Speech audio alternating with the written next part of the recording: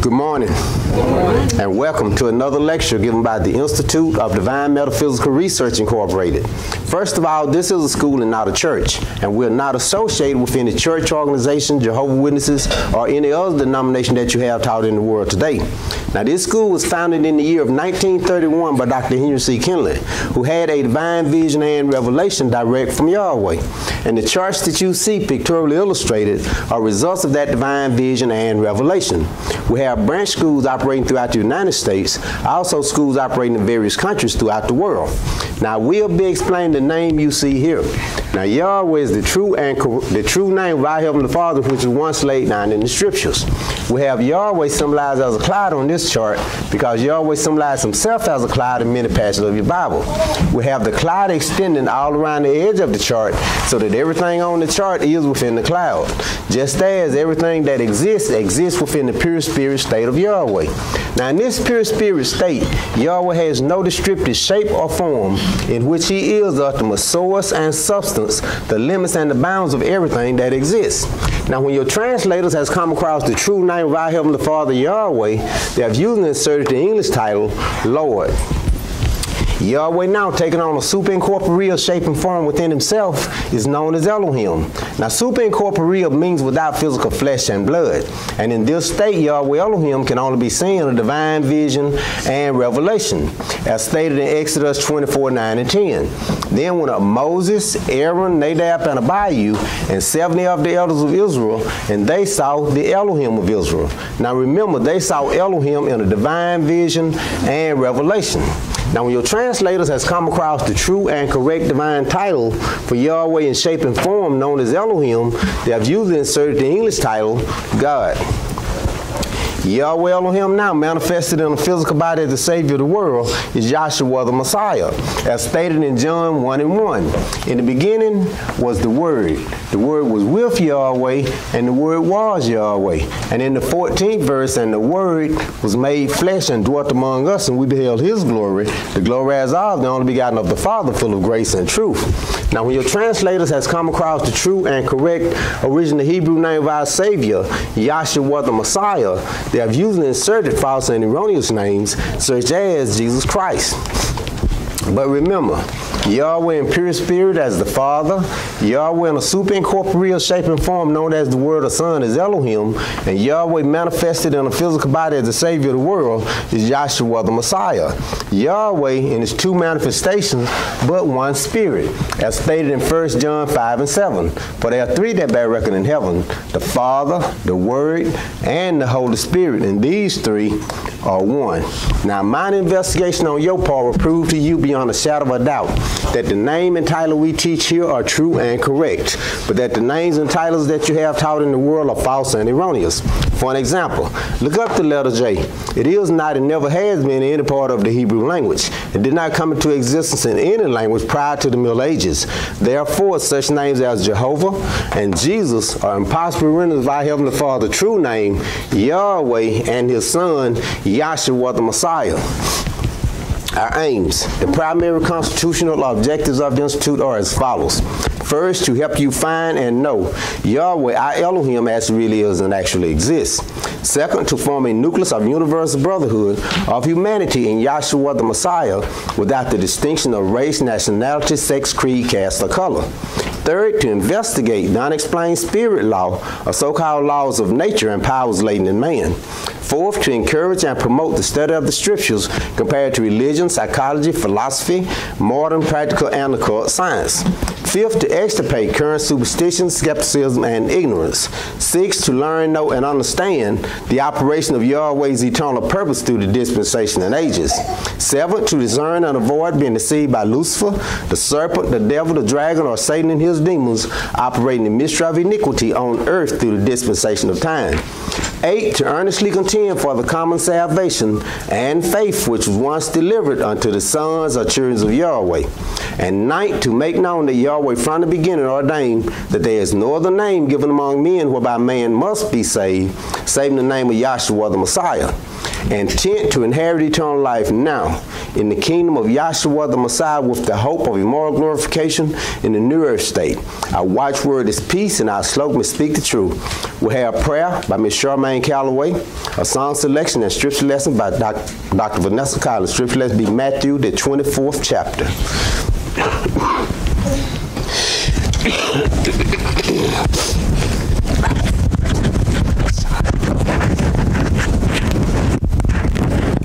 Let us bow our hearts and mind for prayer. Our dear Heavenly Father, Yahweh, we once again are thankful that you allowed us to assemble here in this manner. Father, we thank you for the knowledge and the understanding that you have poured out in this last time. Yahweh, we ask that you will remove the flesh out of our eyes this morning and allow us to hear and see your wisdom and your knowledge that you are preaching this day. We ask all these things in your Son's name, Yahshua Messiah. Let us all say, Hallelujah.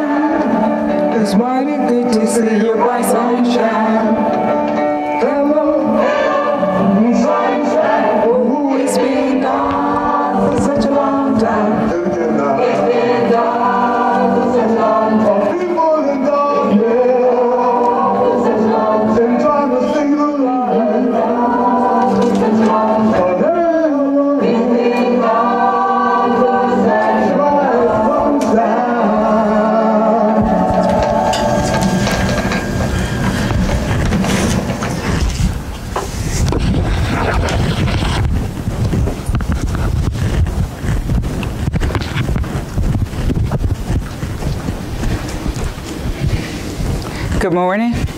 Scripture lesson for this morning is Matthew 24th chapter. I'll be reading from the Holy Name Bible, containing the Holy Name version of the Old and New Testaments, critically compared with ancient authorities and various manuscripts, revised by the late A.B. Trainer, the Scripture Research Association, Incorporated. Matthew 24th chapter. And Yahshua went out and departed from the temple, and his disciples came to him for to show him the buildings of the temple. And Yahshua said unto them, See ye not all these things? Verily I say unto you, there shall not be left here one stone upon another that shall not be thrown down.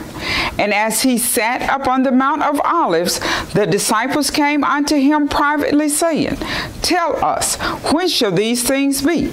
And what shall be the sign of thy coming and of the end of the age?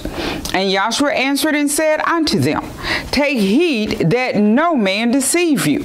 For many shall come in my name, saying, I am the Messiah, and shall deceive many. And ye shall hear of wars and rumors of wars. See that ye be not troubled, for all these things must come to pass, but the end is not yet. For nation shall rise against nation, and kingdom against kingdom. And there shall be famines, and pestilences, and earthquakes in various places. All these are the beginning of the plagues. Then shall they deliver you up to be afflicted, and shall kill you. And ye shall be hated of all nations for my name's sake. And then shall many be offended, and shall betray one another, and shall hate one another. And many false prophets shall rise, and shall deceive many. And because apostasy shall abound, the love of many shall grow cold. But he that shall endure unto the end, the same shall be saved. And this gospel of the kingdom shall be preached in all the world for a witness unto all nations, and then shall the end come. When ye therefore shall see the abomination of desolation spoken of by Daniel the prophet stand in the holy place, whoso readeth, let him understand. Then let them which be in Judea flee into the mountains. Let him which is on the housetop not come down to take anything out of his house. Neither let him which is in the field return back to take his clothes. And woe unto them that are with child, and to them that give suck in those days. But pray ye that your flight be not in the winter, neither on the Sabbath day. For then shall be great tribulation, such as was not since the beginning of the world to this time, no, nor ever shall be. And except those days should be shortened, there should no flesh be saved. But for the elect's sake, those days shall be shortened. Then if any man shall say unto you, Lo, here is the Messiah, or there, believe it not. For there shall arise false messiahs and false prophets, and shall show great signs and wonders, insomuch that, if it were possible, they shall deceive the very elect. Behold, I have told you before. Wherefore, if they shall say unto you, Behold, he is in the desert, go not forth. Behold, he is in the secret chambers, believe it not. For as the lightning cometh out of the east, and shineth even unto the west, so shall also the coming of the Son of Man be. For wheresoever the carcass is, there will the eagles be gathered together. Immediately after the tribulation of those days shall the sun be darkened, and the moon shall not give her light, and the stars shall fall from heaven, and the powers of the heavens shall be shaken. And then shall appear the sign of the Son of Man in heaven. And then shall all the tribes of the earth mourn, and they shall see the Son of Man coming in the clouds of heaven with power and great glory. And he shall send his angels with a great sound of a trumpet, and they shall gather together his elect from the four winds, from one end of heaven to the other. Now learn a parable of the fig tree. When its branch is yet tender, and putteth forth leaves, ye know that summer is nigh. So likewise ye, when ye shall see all these things, know that it is near, even at the doors. Verily I say unto you, that generation shall not pass till all these things be fulfilled. Heaven and earth shall pass away, but my words shall not pass away. But of that day and hour knoweth no man, no, not the angels of heaven, but my Father only. But as the days of Noah were, so shall also the coming of the Son of Man be. For as in the days that were before the flood, they were eaten and drinking, marrying and giving up marriages until the day that Noah entered into the ark, and knew not until the flood came and took them all away. So shall also the coming of the Son of Man be. Then shall be two in the field, the one shall be taken and the other left. Two grinding at the mill, the one shall be taken and the other left. Watch therefore, for ye know not what hour your king doth come. But know this, that if the good man of the house had known in what watch the thief would come, he would have watched and would not have suffered his house to be broken up. Therefore be ye also ready, for in such an hour as ye think not, the Son of Man cometh. Who then is a faithful and wise servant, whom his master hath made ruler over his household, to give them bread in due season? Blessed is that servant, whom his master, when he cometh, shall find so doing. Verily I say unto you, that he shall make him ruler over all his goods.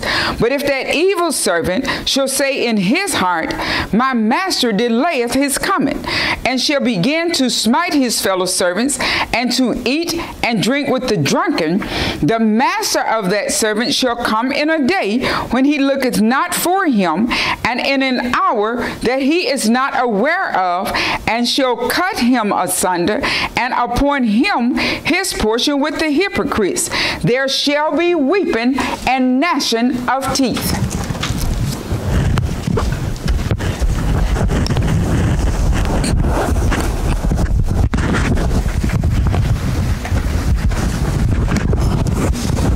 Our first speaker for this morning lecture will be Ms. Dorothy McNeil.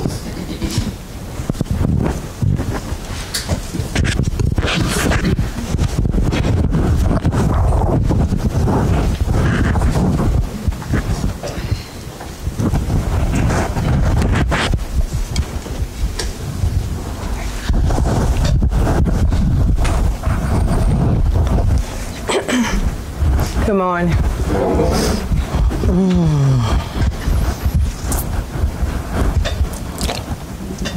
And it is a blessing, and I'm thankful to have a testimony of Yahweh.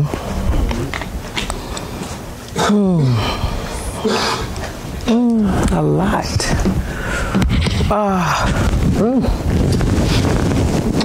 Yahweh been dealing with me with a lot. But that's expected. It's not unexpected, so I'm thankful. I'm so thankful. Because if not going through nothing, I should be worried about something. So I'm like, he's told us, just like with the scriptures, already told us what to expect. So, how to go with this? A good father, parents, always warn their children. That's parenting. Always telling us, always telling you what they've been through and what to expect in the life. So that way they try to, prepare you to stop you from going through whatever you need to go through. But Yahweh, being our Father, has told us, and that's why it takes the natural, that's in the scripture, to understand the spirit. So if he don't told us this is what we got to look at. And if he give you natural parents that's always teaching, because I know Kiana say I'm always a fusser, but anyway, try to get away from that but anyway, that's the way Yahweh made, different, he made us the way we're cut. But then you always look to him, because it's like this right here. It's him that's doing all things. And if our Father has told us, and that's the blessed part of it, And we know. He's warned us. He's told us what to expect in this world, and he came. We couldn't ask for it. He came himself and told us what we are, who we are, and that's him. Okay, he laid it down in the scriptures, and his word, not that Bible. Put it in the Bible. Words, but himself, word came to. Let me see.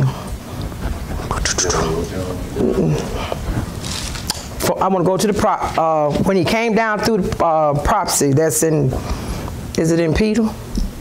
It was him holding me in spake. But as they were knowing that it wasn't a man, preparing you, letting you know it wasn't a man that was speaking.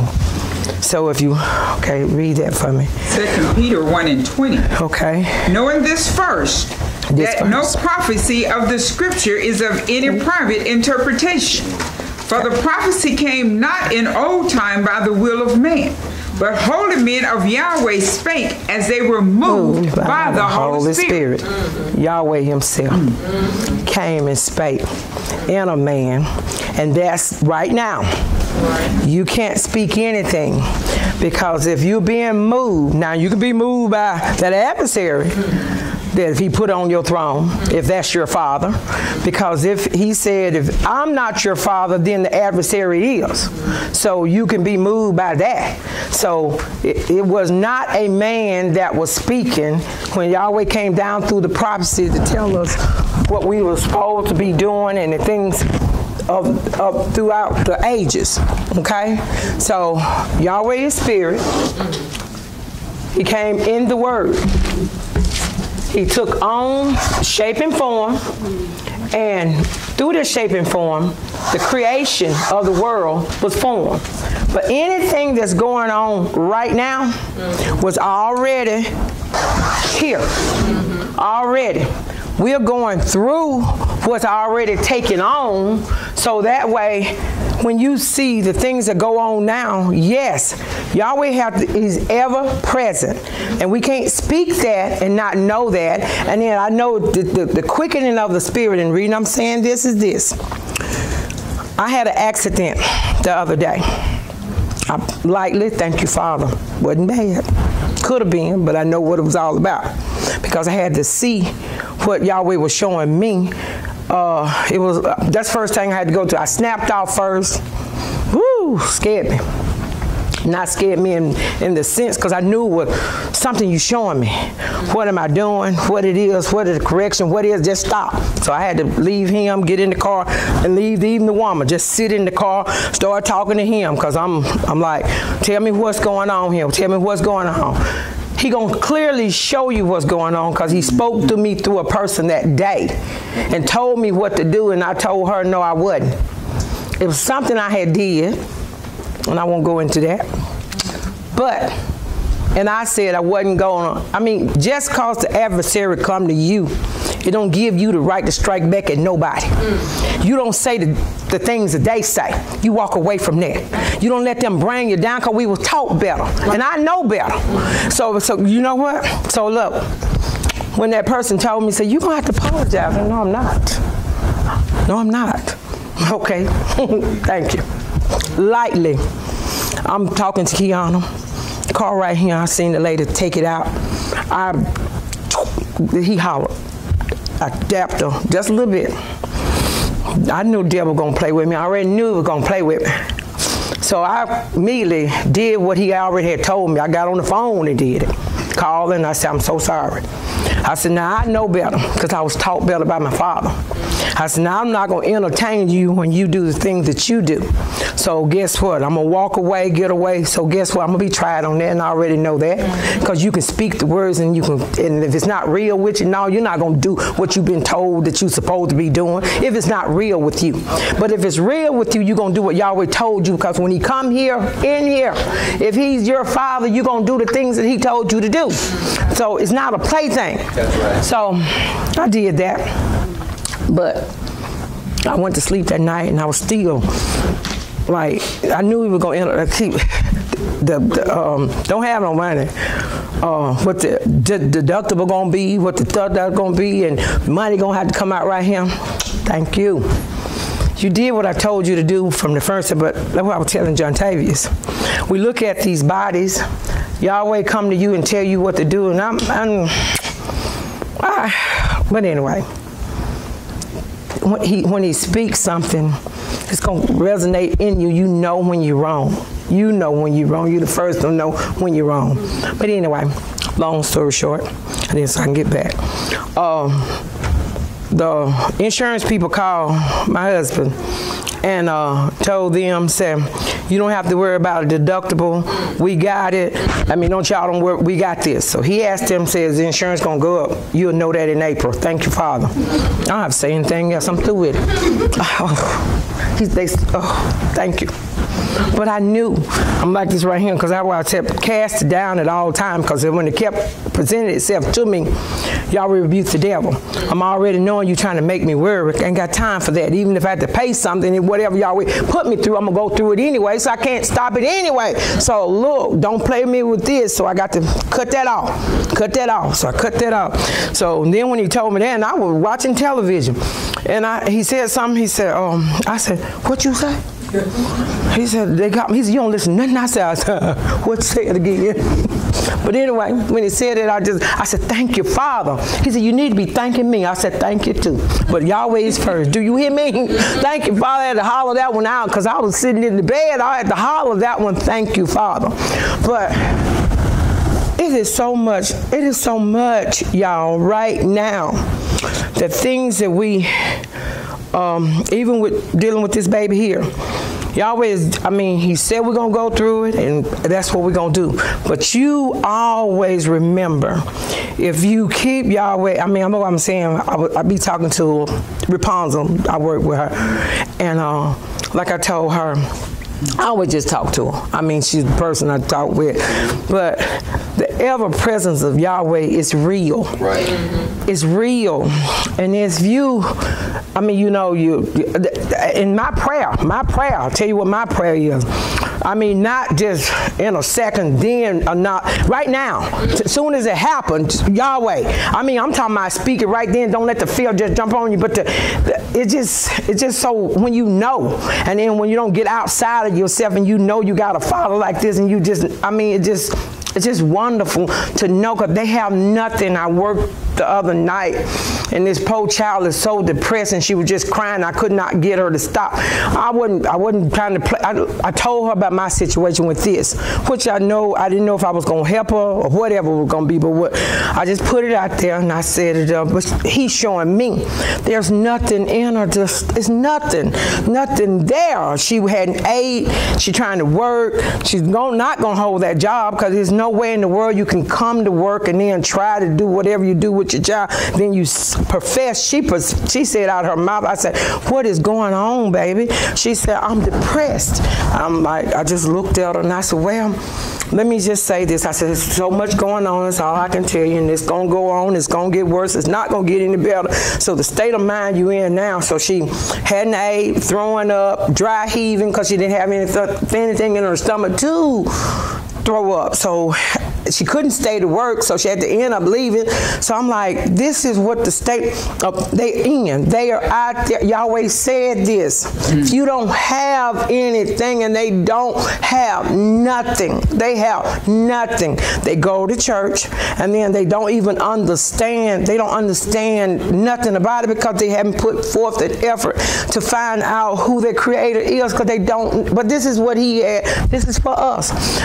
To look at them, and he lets you know what you got. But if you can't appreciate what you have, because this is what he's giving you himself, all that there is him, and then you appreciate. I'm just so thankful. I'm so thankful when he showed me Abraham, and he said that Abraham believed Yahweh. In this day and time right now, if you believe, all you got to do is believe, and he's going to count that unto you for righteousness. If you believe, but if you don't, it's sin to you, and that's death. And And so I'm like this right here. When you look at it, all you got to do is take it in anything that's out there. Yahweh has put it on the television in everyday life. You count everything out there by the pattern, and the pattern is himself. And you talking about 1, 2, 3. When you hear it, it resonates. The television this morning was talking about something that takes 3, and you'll see it. I don't remember what commercial was on this morning, but it's him himself is the pattern, because everything in here is laid down according to a pattern. When you look at, when we work at a nursing home, them people think I'm about crazy. When I look at the death and I count the folk, when they leave there, they got to go in 3. If they don't go in 3, she looked at me, Miss Saying called me. She said, Dee, she said, who is it? She said, I know you keep up with numbers in here. She said, tell me where we sitting at right now. I said, Miss Saying, I said, I counted off. We got 1 more to go. And I know they look. I said, I go according to the pattern, because this is what I'm looking at. I said, now I hate to see these people leave, but this is where they got to go, because y'all always said it like that, and they goes in 3, and there's 1. I said, if you pass by a week or so, if the death pick up, they're going to start right back over again. I said, that's just where it is, and I can't stop that. And I said, now when I look at it, it's beautiful to me, but I'm not going to tell them that, because they think I'm crazy. But I sit up there, and that's how I count off how we got to come. When we get census in them, we're going to look, and I told Robert, I said, well, you got another person that's going to leave him, because you in his second right now. He said, well, I hope not, Dee. I said, well, okay. And I leave it at that. But I know, I'm telling you, that's why I said, when you look at it and you got something to go by, it ain't just throw it out in chaotic state. Yahweh had given us that so we know how to look at this. Yahweh has told us, that's why he said, if you do and you don't understand the scripture, you just do what he told you to do. Don't get in trouble and start reading. Don't sit up here, because he's not an emergency God. That ain't the way it operates. You got to already be connected with it and know what it's all about. So that's the way it works. I mean, we sit and then you sit up here and you think, well, I need him now.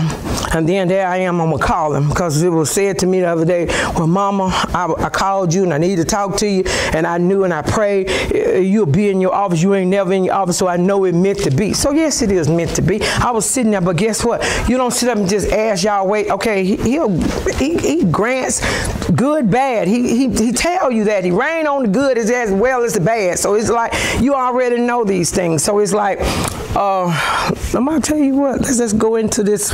Let's just go into something here. We're trying to something that was said about when what was the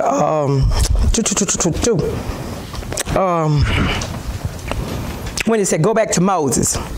Then was said through Carla about, y'all, it wasn't, what was it? The Messiah didn't say that.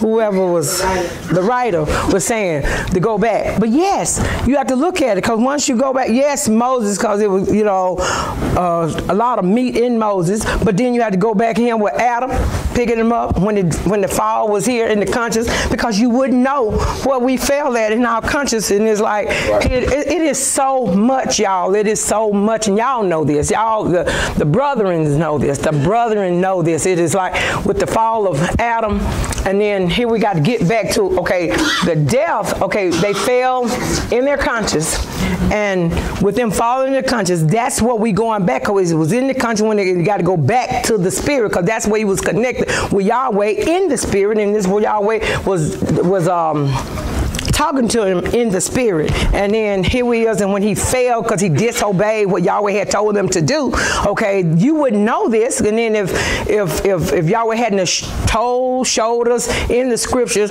what this man lived 930 years after the fact, when he told him he was going to die, it will appear that it would be a lie that Yahweh had told that he didn't die. But he did die in the conscience, so he's still walking and talking. And if you don't know anything about the spirit, this is what you know, so that's where you look at.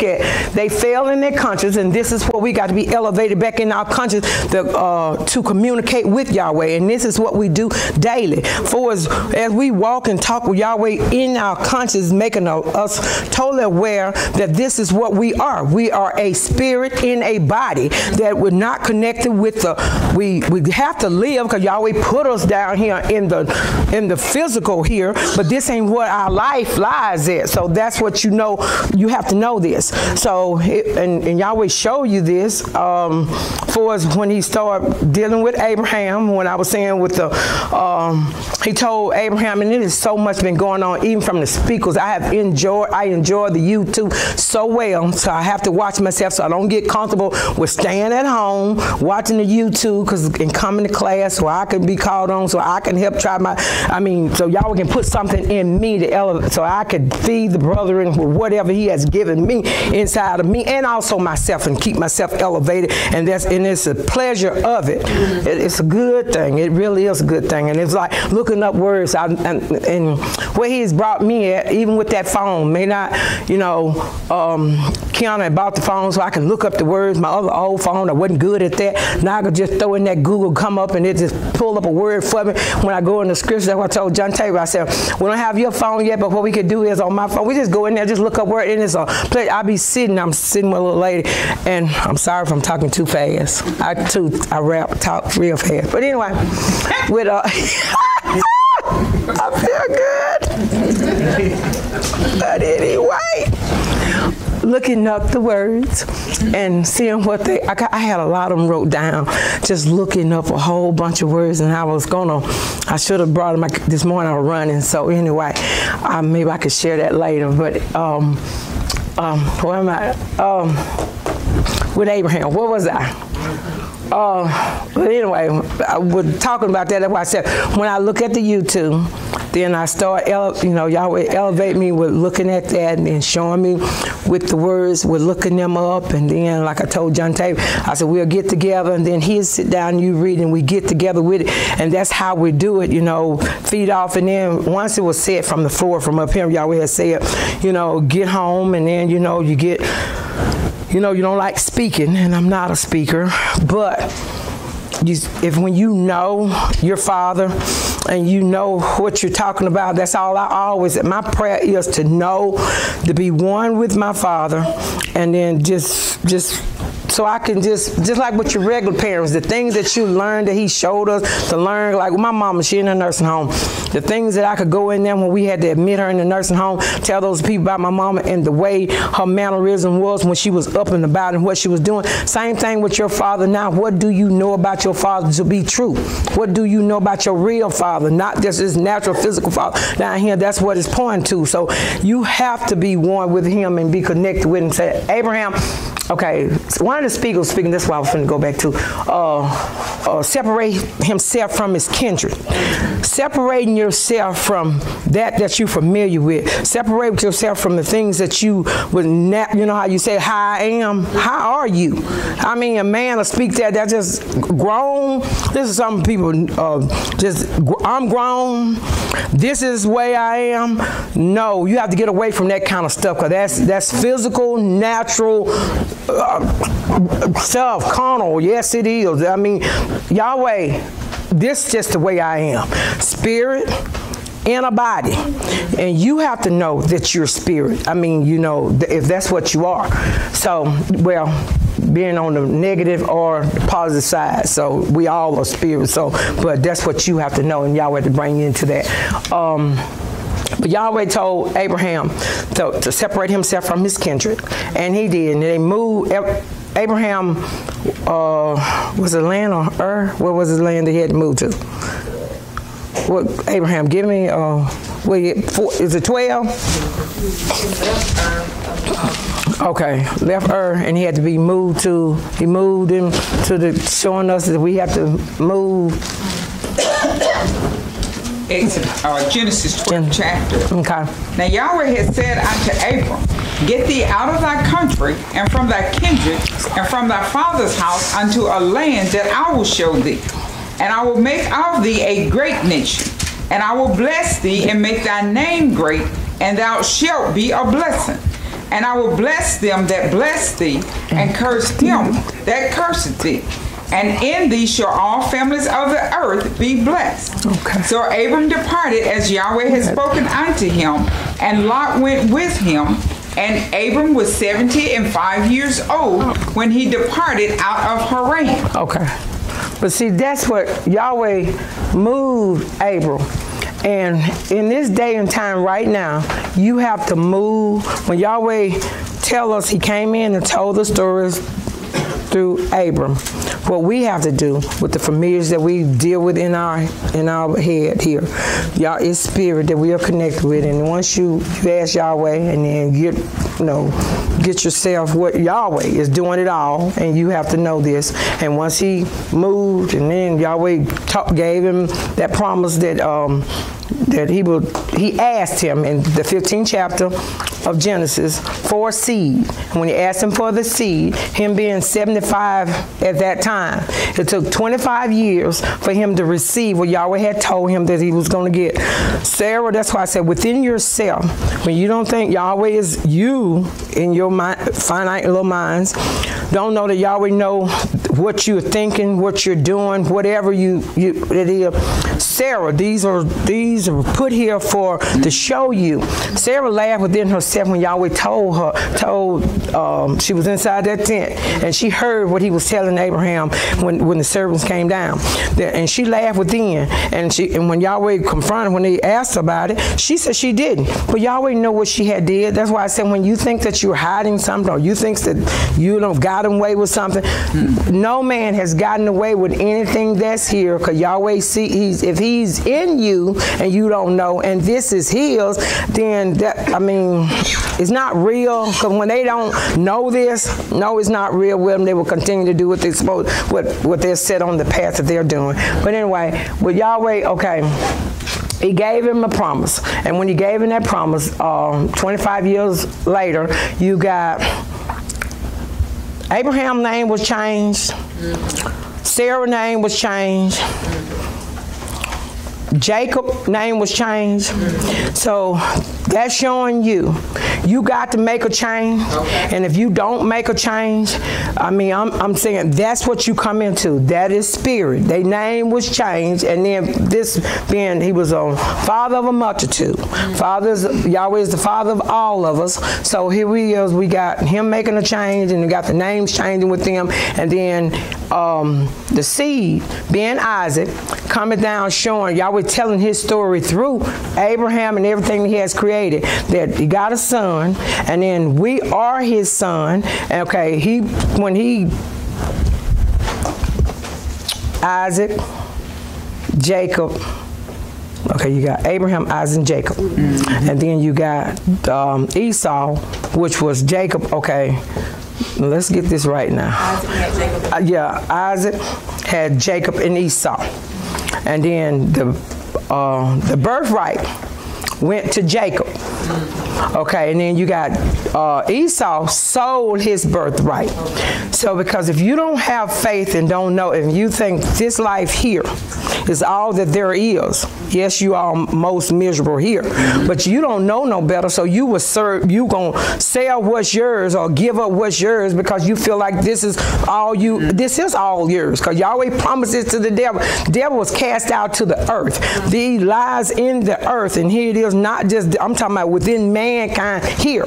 So here you go, he walk and talk around here, and so he gave this up because this is all he could see. If you don't think you can die off of, I've heard from the floor when they were saying something about this other, because Yahweh can have you flooring, speaking, and then you think that you don't done something because Yahweh can speak through you eloquently, but that's Yahweh, because Yahweh can destroy a man. You sit up here and here I am, and I think I'm all that, and I lift myself up, then I can speak this, just flow off my mouth, and I know everything about it. But you know what? He worked with each and every one of us to get what we need to be, and that's why I'm thankful for it. So it's not about the high, and you know what I mean. So that's why I'm thankful. This is the Father we serve here. Yahweh is just in everything that He does. He's just in every man. No man get away with anything. So you watch what you say, because it was like what they say, Dr. Jones, which I don't even know Dr. Jones, but I remember saying, I'm not going to die off the flesh. Okay, die off the flesh. Don't know what you didn't understand that. Die off the flesh. Live all your life in the flesh. This is terrible down here. This is awful. That's why I say it's like this right here. Father, if it wasn't for Yahweh keeping the city, I have believed the report that you have given, because it show is just, Father, I love every bit of what you have given me, and I thank you. That's why I said, anytime if I stray off, if it look like, or even I think that job or something that's out there pull me back in, and I know what my life lies. It's in the Messiah. And I'm so thankful that Yahweh has given me this, and it's like, okay, then because I look at what he did, bring them down. Okay, we got Abraham, Isaac, Jacob, and then he gave, okay, then I would look back when he gave Isaac, his wife, and how he told the servant to go, and how with the well, and when they was out there, how he was going to be chosen, how the wife going to be chosen for Isaac. Okay, how, I mean, I'm talking about no coincidence. How in the world you going to tell me, and then it's the very same words going to be spoken, how I'm going to pick my wife out here. So, you know, I'm like, look, Yahweh showed us this. I mean, there was not coincidence that's in this Bible, but you don't, I tell you, look to him. And he's going to lead you and guide you and direct you through where you need. It is, I know I'm going all over the place, but I've been reading and I've been looking, and it's been so good to me. And I'm just thankful. I'm thankful, and I'm praying. This is my prayer too, to put together in an organized shape and form, so that way when I am called on, when I am to speak, that I can put it together, and that way you can follow me like you need to, because like we were saying, the pattern, when we were going over the blood, water, spirit, 40, it is so sweet. It cannot be a coincidence the way this line up, and the way this, I mean, Yahweh has, this is so tight. It is so tight. And then some of the things, when you go in there, when Yahweh said this is, what was John 6:19, his body, then you go over Acts 24:9, is it Acts 24:9-10, when he said, it's 17:24. That's it. Acts 17:24. Yahweh, who made the world and all things therein, seeing that he is ruler of heaven and earth, he dwelleth not in temples made with hands. So why would I have to say Yahweh, who made the world? Why would I have to tell you who if it's, you know, it's one? They said one. So, but why would I have to, if you don't get it, why would I have to tell you Yahweh has specified who I am that made the world? Because if it's just one, I mean, I wouldn't have to tell you that, because I'm saying God that made the world, or whatever. I mean, but I specified. I told you who made the world, and I don't, go read a little bit more. That I don't dwell in temples. How I dwell, who I was. Okay, sorry. Seeing that he is ruler of heaven and earth, he dwelleth not in temples made with hands, neither is worship with men's hands, as though he needed anything. Seeing he giveth to all life and breath and all things, and hath made of one man all nations of men for to dwell on all the face of the earth, and hath determined the times before appointed and the bounds of their habitation. Okay. Now, when you want to look at, what is this? When you go back and your family roots, you want to go back to your family roots, so they big on that right now. The DNA through the family roots, tracing them, and Yahweh who made the man, and then all the roots that you need to trace and come down this way. I mean, why am I telling you I made the one man? Trace your roots this way right here, and then you'll see where you're going at. Okay, and you can understand where you come from, and then you can elevate yourself. And he said, I don't dwell in temples made with hands. Then he go in 6:19, somebody pick that one up, and tell you that your body, this is me. Yeah, where he dwell at. Why would I have to explain all of this? Why would I have to tell you this if it wasn't so? But I have to come down and I have to tell you, and then this is the way I bring you in. if so, if so, you're me. Then you'll recognize, because one thing about it, if we're connected, if I'm spirit, you're going to know who I am. And you're going to come to me because you know my voice when I speak. Because I don't just, if I overlook it, but I'm going to correct you and bring you in, and you're going to know it was me. You're going to know it wasn't that woman that was speaking to you, telling you that what you was supposed to do. It's me doing it all. Right. So know this. That's what you're supposed to know. And then when you come to this, my prayer is, when I hear from the first, when I hear, you automatically, immediately, you ain't even got to stop and hesitate. So you know how you say, then it took a split second. I don't need no split second. Stop all the split second. One and just connected with it, and that's just it. That's that's the prayer. That's my prayer. Right. Father in heaven, I love him. I love him. I love him. There's none else. Woo! Give me 1 Corinthians. Yes. 1 Corinthians 6:19. Yes, ma'am. What? Know ye not that your body is the temple of the Holy Spirit which is in you, which ye have of Yahweh, and ye are not your own? For ye are bought with a price. Yes, ma'am. Therefore glorify Yahweh in your body and in your spirit, which are His. Yes, ma'am. They don't even see and don't even know it, which is His. And if this is His, then what do you think they don't have a clue. They don't have a clue. That's why I said He has not given the world anything. It's just a big old school for us to learn out what we supposed to be doing. Because when you see the tabernacle out here and all that goes on out there, people don't know. And even if they did, they can read up and try to put it all together. Because that's why I was talking to Rapunzel, you can't mix the two. Oil and water don't mix. That's a fact. Oil and water does not mix. You cannot go to church and then put this together and think it's going to come out. It don't mix. It just does not, because they will not understand. If they could say the words and then say, you go in here, blood, water, spirit, water, and then you say the death, burial, and the resurrection. What do it mean to you when it's not a part of you? Nothing. You can just you're going to speak the words, and it's got to be one with you, and that's just the bottom line to it. Heard the bell, and I appreciate Yahweh for the opportunity, and I know,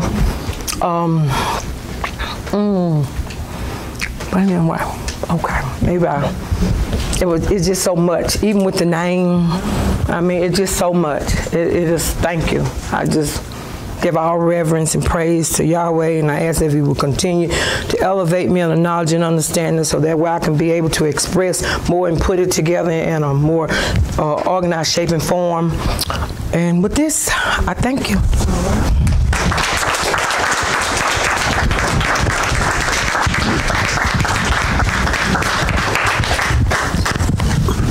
Our next speaker will be Miss Felicia Brown.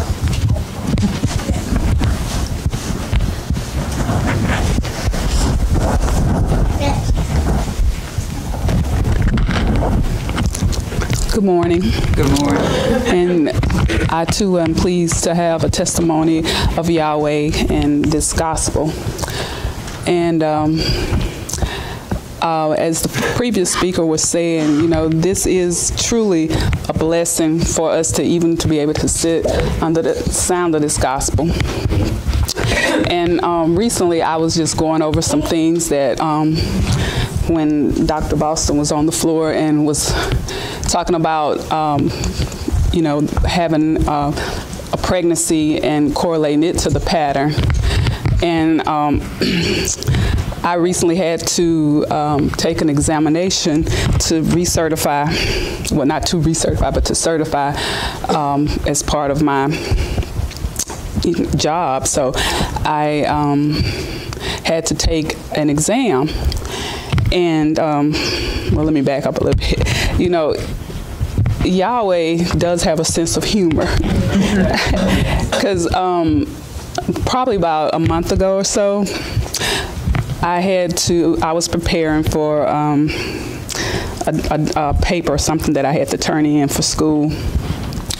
And that morning, I was like, I got to get this paper done because it's due by midnight on Sunday night at 11:59. So I didn't come to class that morning because I was like, I need to get this paperwork done. So I was debating and toying with myself, you know, do I just go ahead and do this paper, or do I go to class, or blah, blah, blah, blah. So, you know, I chose to stay at home and try to work on the paper. Well, guess what? My computer crashed. And it took me, guess how long to get it back up? 2 hours. And, you know, I was like, I wanted to scream inside, but I couldn't do nothing but laugh, because I was like, you know what? You know, you do have a sense of humor, Yahweh. You do have a sense of humor. But anyway, so I finally, you know, got that up. And then as I, you know, continued on, I had to take an exam. As a matter of fact, I had to take it Friday. And this course was real important to me, because in my job, I have, even though my profession is a midwife, I still have to, certain insurances won't reimburse you if you are not a nurse practitioner. So I had to go back to school and take another course to become a nurse practitioner, and then I had to take that board. So Friday, you know, I had studied for it, at least I thought I had, and then I went in, and you know, when you see that first question, and you like, where did this come from? You know, so I was like, my anxiety level went sky high. And then I had convinced myself that I had failed the exam, and I was like just ready to take it over again. And everybody had told me, like, when you finish the test, it's gonna pop up and tell you that you passed or didn't pass right then. So when I finished the exam, it just said, you're done, you may exit the room.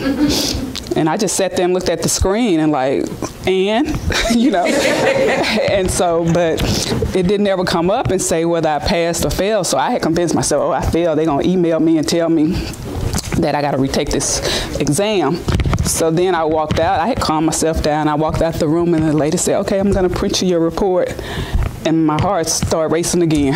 And I was just like, I can't breathe, you know. And she printed out and it said I passed, and I just screamed right in there. But, you know, during the whole exam, you know, I had just kind of like said, okay, Yahweh, you know, if it's for me, just you go ahead. And because you know how people say, I don't know how I passed that exam, but, you know, I know how I passed that exam, because it was through the grace of Yahweh that he, you know, chose to just, I guess, you know, guide me through the process. But, you know, also in doing some of my reading as I prepared for the exam, I also tried to, you know, like relate a lot of what I was studying to the pattern. And if somebody would get Genesis for me, please, and start reading from the first.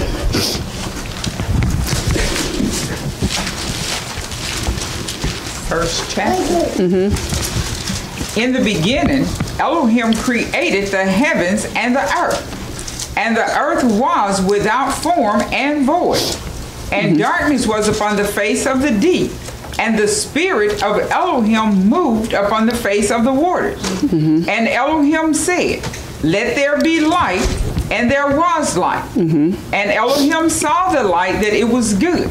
And Elohim divided between the light and between the darkness. And Elohim called the light day, and the darkness he called night. Okay. And the evening and the morning were the first day. Go ahead. And Elohim said, let there be a firmament in the midst of the waters, and let it separate the waters from the waters. And Elohim made the firmament, and divided the waters which were under the firmament from the waters which were above the firmament, and it was so. And Elohim called the firmament heaven, and the evening and the morning were the second day. And Elohim said, let the waters under the heavens be gathered together unto one place, and let the dry land appear, and it was so. And Elohim called the dry portion earth, and the gathering together of the waters called he sea. And Elohim saw that it was good. And Elohim said, let the earth bring forth tender grass, the herb yielding seed, the fruit tree yielding fruit after his kind, whose seed is in itself upon the earth. And it was so. And the earth brought forth tender grass, herb yielding seed after his kind, and the tree yielding fruit whose seed was in itself. Okay, so when you, as when you become pregnant,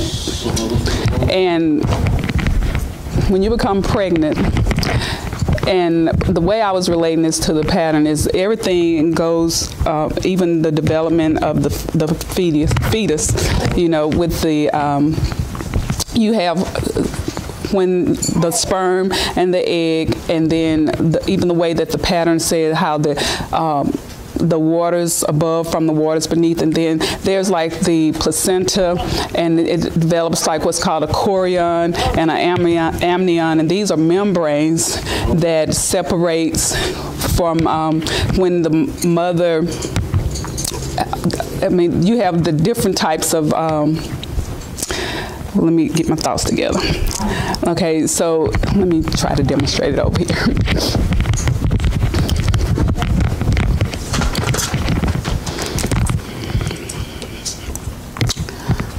Let's see.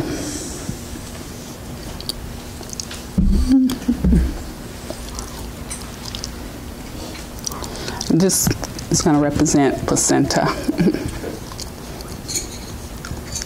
And the placenta itself has a chorion,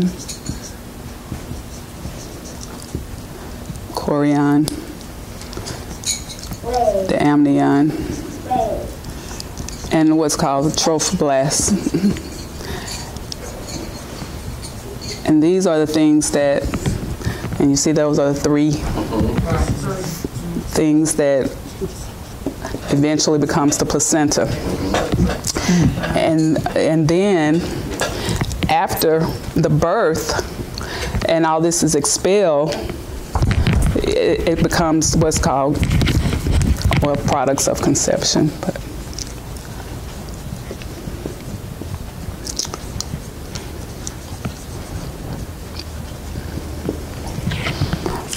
But also, I guess what I was looking at was how I was relating how the development of the fetus according to each day of the pattern, and how that's going. And like I think Carla had mentioned before, how even when you're pregnant and you ovulate, and the most fertile time is between the 10th and the 14th day of ovulation, that the mother is most fertile.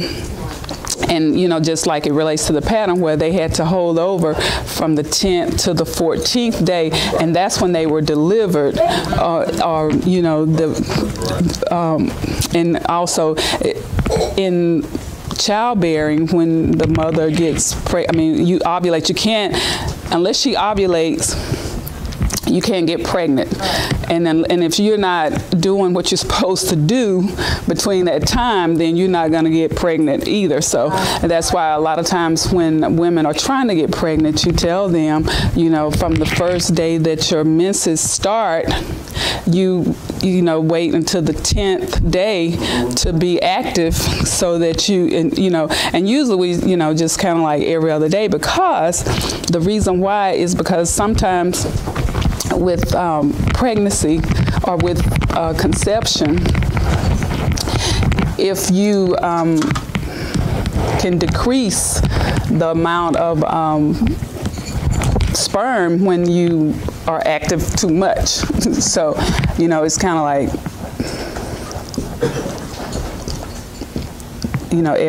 every other day in order to conceive.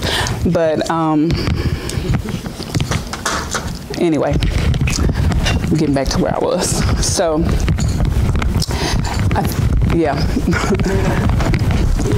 So when we get to our 12th week, that's when you consider a safe zone for the pregnancy. And then around 28 to about 36 weeks is when, the infant is really, really active. But, it's a lot of things that I need to kind of, be, I wasn't prepared for this today, but, which is perfectly okay, because Yahweh will take us where He wants us to go, regardless of whether we prepare or not prepare. because, you know, you just have to ask him to move you out of the way so that, you know, you can deliver what he wants the congregation to hear. And but, you know, like I said, there is a lot of information, and like she was saying about the DNA, it was kind of funny because my son not too long ago sent me something where he had done that yeah, DNA, and it was kind of funny because it had something about some some kind of people from Africa, Congos, and all this stuff, and I was like, and it had like, and you know, supposedly we supposed to have like Cherokee Indian or something. It had nothing about Indian ancestry in there, so we did he did a little more research about it, and it said the reason why it doesn't show up in your blood is because a lot of the Native Americans or the Indian people don't provide DNA because they won't get their money. And if they prove that they're watered down and that they're not a true Indian, then they don't get the money. Okay. So therefore, you know, because a lot of this stuff is based on finances. And anyway, it's just a means of getting money. And that was one of the things that, you know, he had discovered. But, you know, again, you know, Yahweh is our Father, and the name cannot be denied, you know, no matter how you try. And, you know, and many have tried. And, you know, the more that we discuss it down here, you know, and you look up things and you can say how, you know, in my mind, I say, how can anybody dispute this when you seeing, you know, in the dictionary, there is no J, you know, there was never a J, you know, even if you say stuff like John and Jerusalem and what, even all that can be traced back and give you the name that it was prior to J coming into the English language. But, you know, then you say, how can somebody not get it? But, you know, you have to know that you're not going to get it if Yahweh don't want you to have it. So, you know, we should consider ourselves blessed and feel, you know, just overjoyed and grateful that we are the chosen ones, because, you know, everybody, no matter how, you know, just like when you're in school, you can see it. And you say, how come they can't see it? You know, because it's so clear to me, you know, but and it's because it was meant for you to have it. But if it's not meant for somebody to have it, I don't care how clear you make it. You can make it as clear as glass. But if it's not meant for them to receive it, then they're not going to receive it. So, you know, again, we should be honored that we have been given this gift. And it truly is a gift, you know, just, you know, even with, you know, with the child, you know, just like you say, because so many women, and I'm sure that they're, you know, can testify that, and Carla, if you don't mind using you for an example, you know, when you see that, you know, a person that have, you can say, okay, you can't get pregnant or whatever, and because of whatever reason, and then, you know, Yahweh say, oh yeah, you can, because I'm going to put it in there. And then what you can say, you know, like, people say it's a miracle, but we know that it's Yahweh that's doing that, and, you know, and that's all it can be. Because a lot of times with the, your body, for whatever reason, and this is, we're going to say this is your uterus.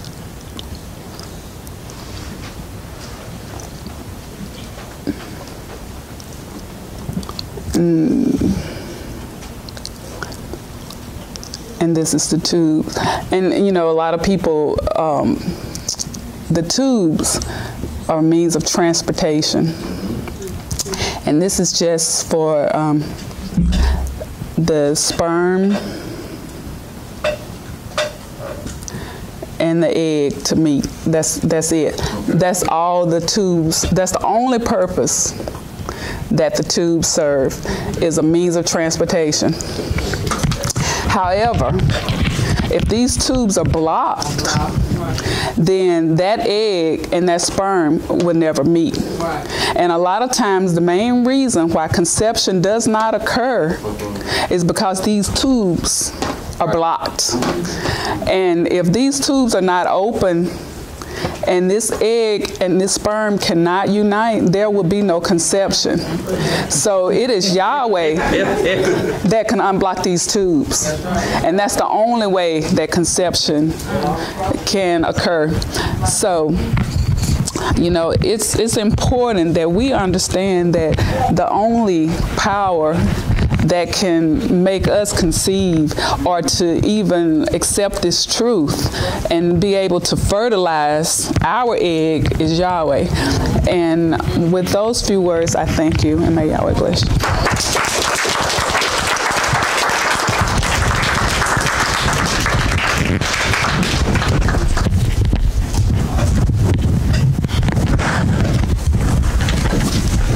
Our next speaker will be Dr. Carla Carter.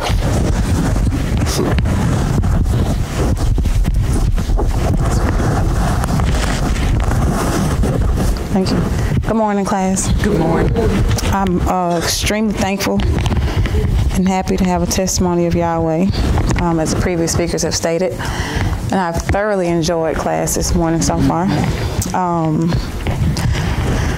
There's a lot on my mind.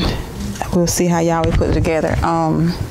Didn't even have plans to go into that part of it yet, but we'll just see how he takes us around. But that was beautiful to me about the tubes being a means of transportation, and that if the tube is blocked, then of course there's no way for it to even get in.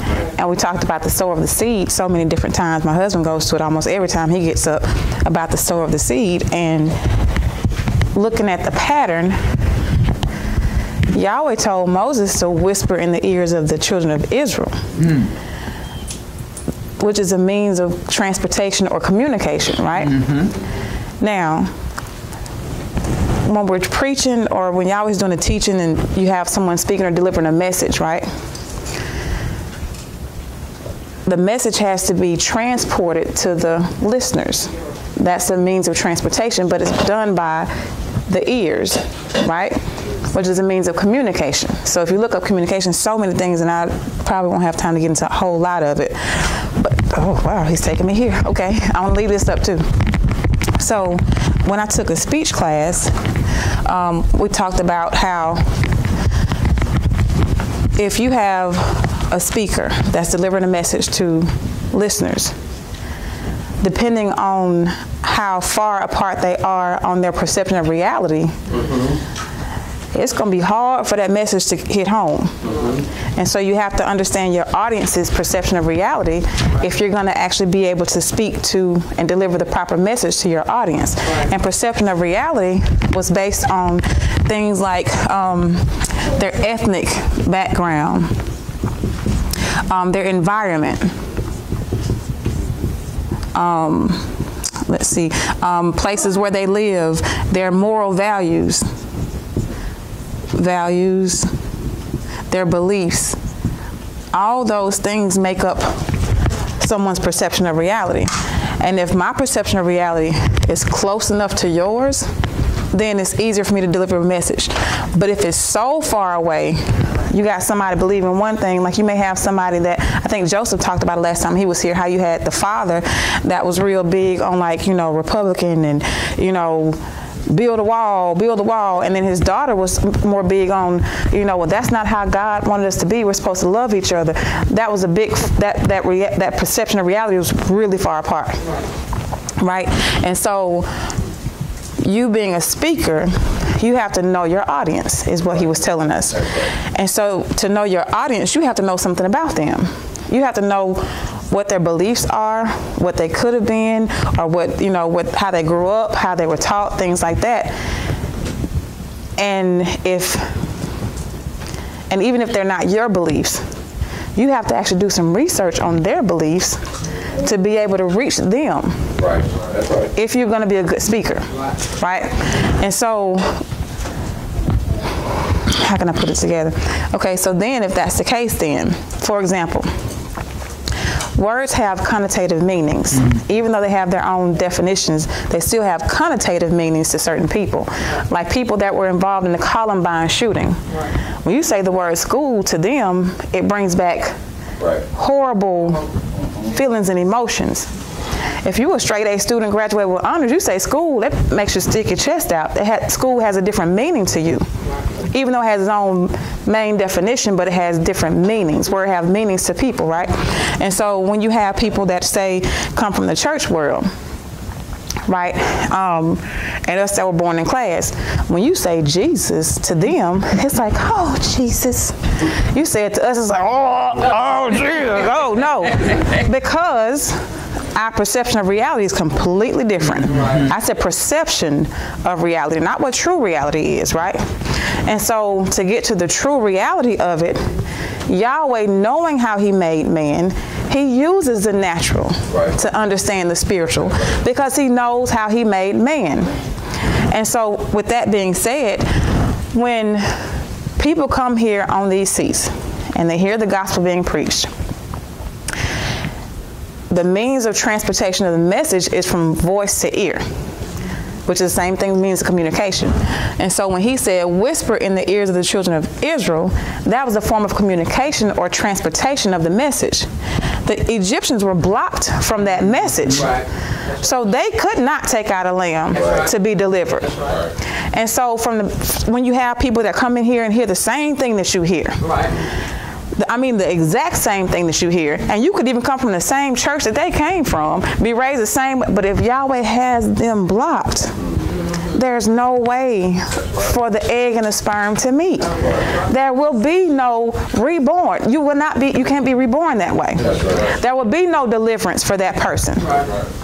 Because Yahweh didn't have it set so, right? And so I'm going, good, great, gracious. And what she was talking about me, this has been some years ago when I had some fibroid tumors or whatever, and they had my tubes were blocked. My tubes were blocked. And so they had to go in and they had to get rid of the tumors, and I had a lot of scarring in my uterus and things like that. And so the doctor at that time, because I've been saying I ain't have no more kids since I was pregnant with Kobe almost 20 years ago. I ain't have no more kids. Tie my tubes up, y'all, please. And they wouldn't tie them. Thank you for not tying them. But they wouldn't tie them because I was young or whatever. And so when the doctors told me, maybe 5, 6 years, I don't know how long ago it's been now, that he was a fertility doctor anyway. And so he was like saying that he was going to cut a slit, put a hole in my tube, and run dye through it. Even though it was blocked at the top, he couldn't unblock it, but he could put a hole in it. And he ran dye, and it did go through the hole. And so that was like a 20% chance that I could possibly get pregnant. But even if the egg and the sperm did come together, it wasn't a guarantee that my uterus could hold the child, because there was so much scarring that they had to get rid of, and da-da-da-da. And I was like, well, good, back then. You know what I'm saying? Whatever. Well, Yahweh took that 80%, the new beginning, and here I am now with my husband, having a baby. But because I didn't want any then, because I thought, I said to Yahweh a long time ago, I don't want no other baby daddy. I don't want to have no kids. I don't want to have another child unless I'm married. I just didn't think I was going to get married ever again, because Yahweh, I just didn't think he had that set for me, right? And then, long story short,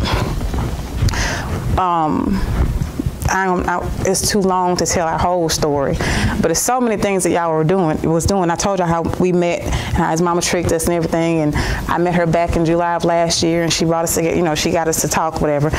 But I did get pregnant 2.5 years ago, and I ended up miscarrying because it was a blighted ovum. Come to find out, the egg and the sperm met, but it never attached itself to the uterus, and that was expected because that's what the doctor said anyway. Of course, it was, oh, I'm so sad, oh no, I didn't want, whatever. So all that process went on, and so now in my mind, okay, well, I guess I can't really have a kid anyway. Fine, we old anyway, this thing about to be over with, no big deal. Mike texted me October 23rd of year before last. That was our first communication. October 23rd of last year, we had some things going on or whatever, and I didn't say it. Yahweh made me say it. If anybody know how I feel about not having kids, you know I didn't say this. I said, well, that's all right. Well, maybe I may change my mind later on. We could just have our own baby. He said, okay. I didn't even know why I was saying it. As soon as I said it, I was like, what the hell? No, we ain't finna have no baby. We old and we ain't got time. We just got the house to ourselves. Kobe just went to college. What am I talking about? I think it was 2 days later I got pregnant. Didn't even know I got pregnant. But at first fear kicked in, like, oh, well, I'm gonna lose this. I'm gonna go through this process or whatever. Even she was excited when she heard the heartbeat. She was like, oh, we got a heartbeat. That's what I was waiting on, you know, because I was thinking, but y'all would say number 8 is new beginning anyway. Do you know this baby is actually due on the day that I met his mama last year? The exact day that y'all, it's too much, it's a lot. So anyway, going through the whole process of this is making me read a lot more. I need you to read Genesis, the first chapter, one more time, first verse, because when you were reading it, and I was about to come up out my seat because I thought she was going to go more in. I saw it when you were reading it. I want to bring it out if you will let me, and then I'm going to go into the scripture lesson. It's so much. Oh, and not to mention that just that, I want to make sure this is clear. When we say that Yahweh really does operate in our life by the pattern, he really, really does. It is blood, water, spirit, 40, and death, burial, resurrection, number 3 on the 3rd day in everything, even in our lives. That's right. So when I lost the one 2 years ago, and then the crazy thing about it, the day that Yahweh told us that we were pregnant, the day we found out we were pregnant, was the exact same day, almost the same hour that I lost the one 2 years ago. You can't make this kind of stuff up. You just can't do it, right?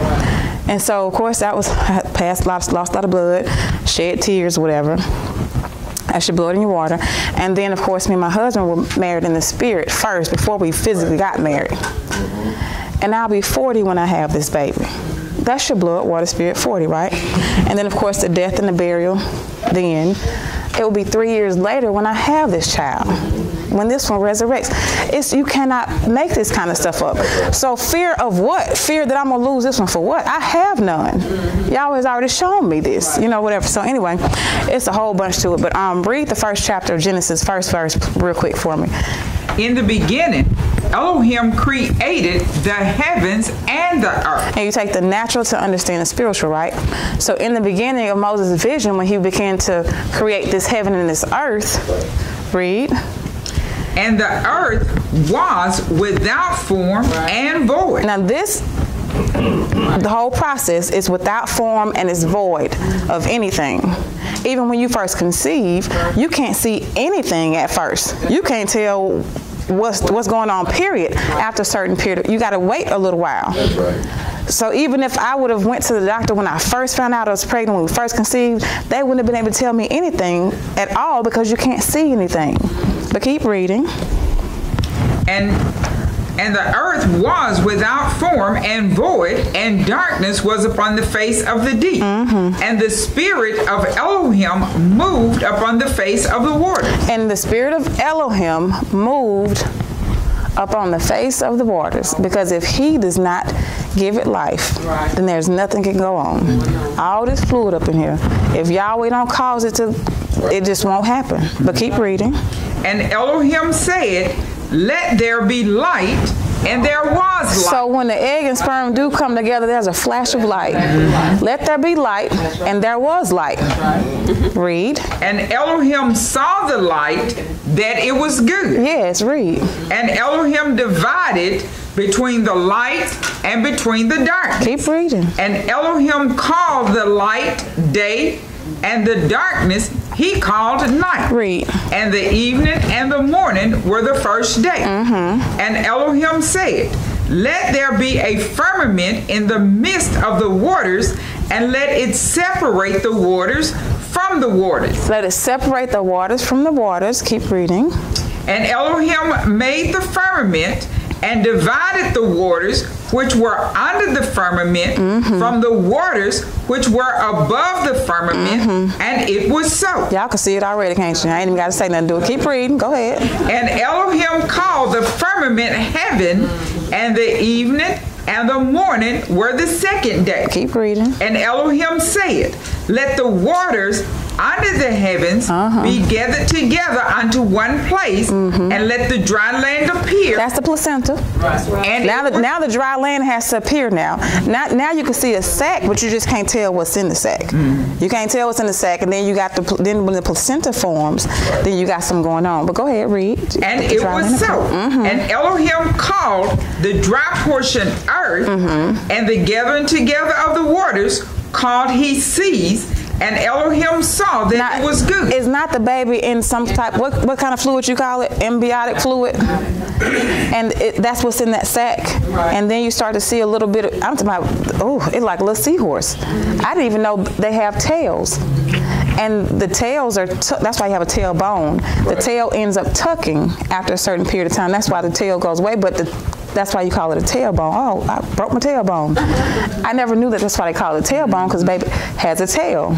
I said, what in the world? That is amazing to me, but keep reading. And Elohim said, let the earth bring forth tender grass, the herb yielding seed, the fruit tree yielding fruit after his kind. It's got to do it after his kind, because that's the cells dividing.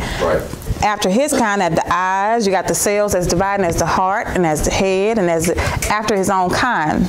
Read. Whose seed is in itself upon the earth, and it was so. And the earth brought forth tender grass, herb yielding seed after his kind, and the tree yielding fruit, whose seed was in itself after his kind. And Elohim saw that it was good. And the evening and the morning were the third day. Read. And Elohim said, let the light in the firmament of the heavens separate the day from the night, and they will be for signs and for seasons and for days and years. Now, you can also go to the 25th chapter of Exodus and read all the way through, because what Moses was seeing was Yahweh bringing the creation in by the pattern. And so let there be light and all those things. Like the first thing that was made was this Ark of the Covenant, which is talking about the head. So the first thing that is formed of the baby is the head, like the brain part goes first. And then the heart. So no wonder that the second thing that was done was the candlestick. Because the next thing that's formed of the baby is the heart. And the candlestick is talking about the heart. So it all goes according to the pattern. Even the days of the creation fits the pattern. Even the days of us coming into existence fits the pattern. Yahweh is wonderful. And when you see those things, it just makes you like, oh my goodness. Sometimes it's overwhelming. And I'm pregnant now, so I'm trying my best not to cry just because I'm emotional about everything, but especially about Yahweh. So it's just a lot. And I've been saying I want to get into the reproductive system a little more in the Elohim book and kind of bring these things together, but I've been looking at so many other things. But back to some of the things I want to touch. Okay, I ain't got that much. About the blockage, that was another thing that was really, really pretty to me. We'll do it. We'll go this way, and then we'll get back to we'll come back and bring it all together. So let's go to the scripture lesson.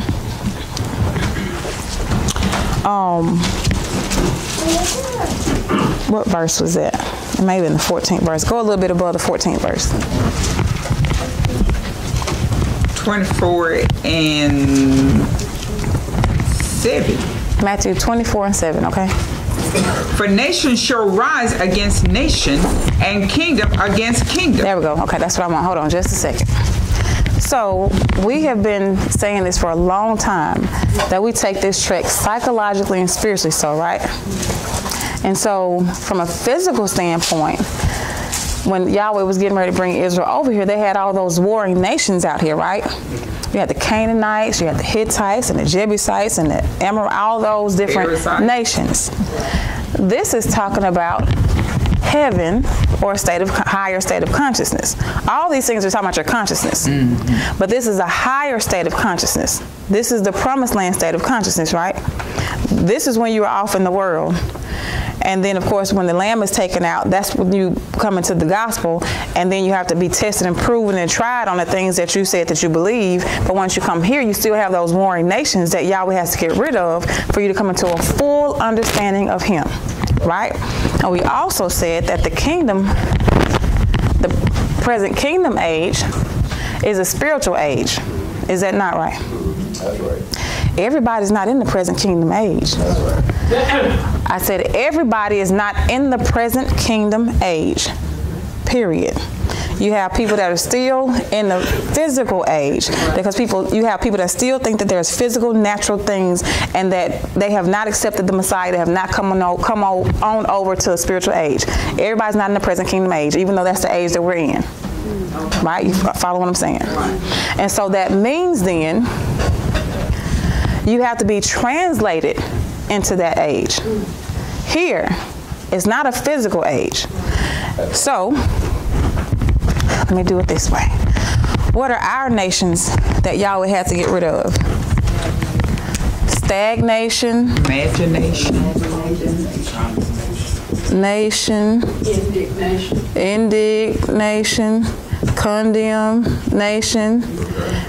Procrastination. Imagination. You just hit everybody in the head with procrastination. Imagination. Damnation.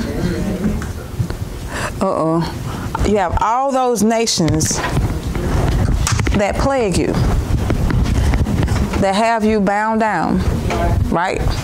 All those nations that plague you here. And Yahweh had to get rid of those nations. And so you have nations warring against nations. Yeah, of course, you have that going on out there. But you need to bring this on home and look at this from the inside, what he's talking about. Read it again, please. For nation shall rise against nation. Nation shall rise against nation. So condemnation is going to rise against procrastination. I'm just going to go and do what I got to do today. Then you still bull crap around, then you start feeling condemned for it. Like, dang, I just messed up again. Nation gonna rise against nation. Stagnation gonna rise against imagination. You got damnation rising. All these nations gonna rise against other nations. Nation gonna rise against nation. Right? You know what I'm saying? And so that's the fight that goes on here. Not outside of you. Yeah, you got people that so-called bother you, but they can't bother you if they're not bothering you up here. Have you ever had to where you get so zoned out till you can't even hear nobody talking to you? Yes. Like, oh, whoa, wait, what you say? I'm sorry. I'm talking about right here, sitting right here with you. Right. So you can't tell me that then when they're outside of you talking to you and they do bother you, that it's them bothering you. No, you let them in. They bothering you here. Certain stuff don't even bother you anymore the way it used to. Then you got certain stuff that you still just can't get over yet. But anyway, so my whole point is nation shall rise against nation. Read. And kingdom against kingdom. And there shall be famines and pestilences. There shall be famines and pestilences. Hold, pause. Not just out in the world. Right. Here. Here. There's famines. Go ahead, read. And pestilences and earthquakes in various places. Earthquakes in various places. Do you not get shaken up every day on a daily basis? Do you not have earthquakes every day? Right. I'm talking about they are constant now. Very consistent now. God, dog, I can't even clean this up over here yet without this breaking down over here. Good. What the world is going in the world? Earthquakes in various places. It's an earthquake over here at the crib. It's an earthquake on my job. The car, it's an earthquake with the car breaking down. It's earthquakes all over the place. My children, good grief. Yahweh, what is it? Read. All these are the beginning of the plague. Oh, shit, that's the beginning. It's over with for me then. No, it's not. Keep reading. Then shall they deliver you up to be afflicted, and shall kill you. And ye shall be hated of all nations for my name's sake. Now, pause. He was talking to them at that time. But what does that mean for you, though? He said, they shall do what now? and they shall kill you. Go before that. And they shall deliver you up to be afflicted. Are you not afflicted? Are you not afflicted? What's going to deliver? Those thoughts will deliver you up to be afflicted. You are being afflicted every single day. Good. It's a mess, honey, when you are offended like that. So that means when it happens, then you shouldn't be surprised. But he gonna tell you what you got to do to get it over with. You shall be afflicted, and what else? And shall kill you. And they shall kill you. Good. That's right. That's good. That's why Yahweh taking you through the process to kill you, so he can raise you from the dead. That's the whole purpose of you going through everything that you're going through. All of us. Because you got to be afflicted so he can kill you, because you can't inherit it. You got to realize who you are. He couldn't go in like this. He couldn't go in physically in the physical body. He had to die first and be buried and raise a spiritual body. There has to be a new birth going on. That's why you're afflicted every single day, every hour of the day, probably every 5 minutes of the day, depending on what day it is. It's real. It is real. It is. Man, look, when I tell you something, keep reading. And ye shall be hated of all nations. And I'm telling you, because when you keep on trying to have faith, you keep on trying to hold on, those nations are going to hate you for it. Condemnation going to get mad at you for trusting in Yahweh. Good. Okay, honey, read, please. And ye shall be hated of all nations for my name's sake. Because you calling on the name of Yahweh. They're gonna. I'm telling you, it's gotta speed up. Because the more it speed up, it wants you to stop calling on the name of Yahweh, so they won't have to go away. They're fighting for their very existence. Your carnal mind is fighting for its very existence. Satan is trying to survive in you, and the more you call on Yahweh, the more he cannot survive. And so I'm telling you, read. And then shall many be offended, and shall betray one another, and shall hate one another. What now? Read. And many false prophets shall rise and shall deceive many. Many false prophets shall rise and shall deceive many. Rise where? Right within you. Not just outside of you, while you got one telling, girl, you need to just do this. That ain't what we're talking about. He gonna tell you what he's talking about. Read. And because apostasy shall abound. Because the desertion of one's faith shall abound. Because you desert your faith. Because that's what apostasy means. That's right. Because you just give up all hope. Oh, I just ain't got. I'm done. I can't do this no more. It was never you in the first place. But keep reading. And because apostasy shall abound, the love of many shall grow cold. The love of many shall grow cold. Do you not see what's going on? Even in your own household? How the love is not even there anymore. You don't even feel it no more. Because faith is gone. There's no faith. But how you going to have faith in something you don't know nothing about? How? But keep reading. But he that shall endure unto the end. But he that shall endure to the end. The same shall be saved. The same shall be saved. Read. And this gospel. And this gospel. Of the kingdom. Of the kingdom of heaven, which the Messiah did preach when he was walking around and still preaching now. Read. Shall be preached in all the world. Shall be preached in all the world. Pause. Pause. Don't do that. Shall be preached in all the world. He's not talking about in Africa, and so that's been done already. Where did he put the world? Right within. He put the world in the man's heart. Right? So that's where the gospel has to be preached at. In the man's conscience. So this gospel has to be preached in all the world. Read. For a witness. And this gospel of the kingdom shall be preached in all the world for a witness unto all nations. Unto all nations. This gospel shall be preached in all the world as a witness. Witnessing to what? That you have no power. Read. And then shall the end come. That's when the end shall come. That's when everything has to stop. I believe, Yahweh, when this gospel of the kingdom is preached in all your world, as a witness to all these nations that had you bound down, then shall the end come. But who has to preach the gospel then? You got to preach it to yourself. All right. That's the only thing that's going to get you up. Right. That's the only thing that's going to deliver you. But you're going to have to, they're going to afflict you. And they're going to lift you up to kill you. Because they hate you because of the name of Yahweh. I'm talking about in you. I ain't talking about nobody on the outside of you. I ain't talking about this so-called friend or your husband, your wife. I'm not talking about none. I'm talking about in you. This is going on in you. This ain't got nothing to do with nobody else. It may appear like it's outside of you. And you got all this stuff going on. This one messing with you, this, and I can't believe this going on here. No, honey. That's not what we're talking about. Then Yahweh had me looking at this when the 12th chapter of Genesis was read. Yahweh told Abram, he said, I will bless them that bless you, and I will curse him that curseth you. I'm going to bless them, plural, that bless you, but I'm going to curse him that curseth you. It's only one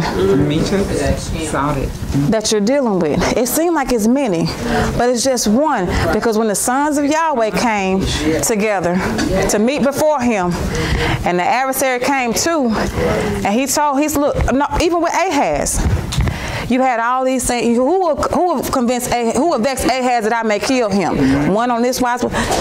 One stood up and said, I will. How so? I myself gonna go get all my brothers with me and be a lying spirit. It's gonna be all of us. No, he said, I will be a lying spirit in the mouth of all of his prophets. It was 400, was it 400 or 450? 450 of them by one spirit got into all 450 of them and lied to that man. So it's one that trouble you, even though it seems like it's all over the place. This one troubling me, this one troubling. You only fight but one.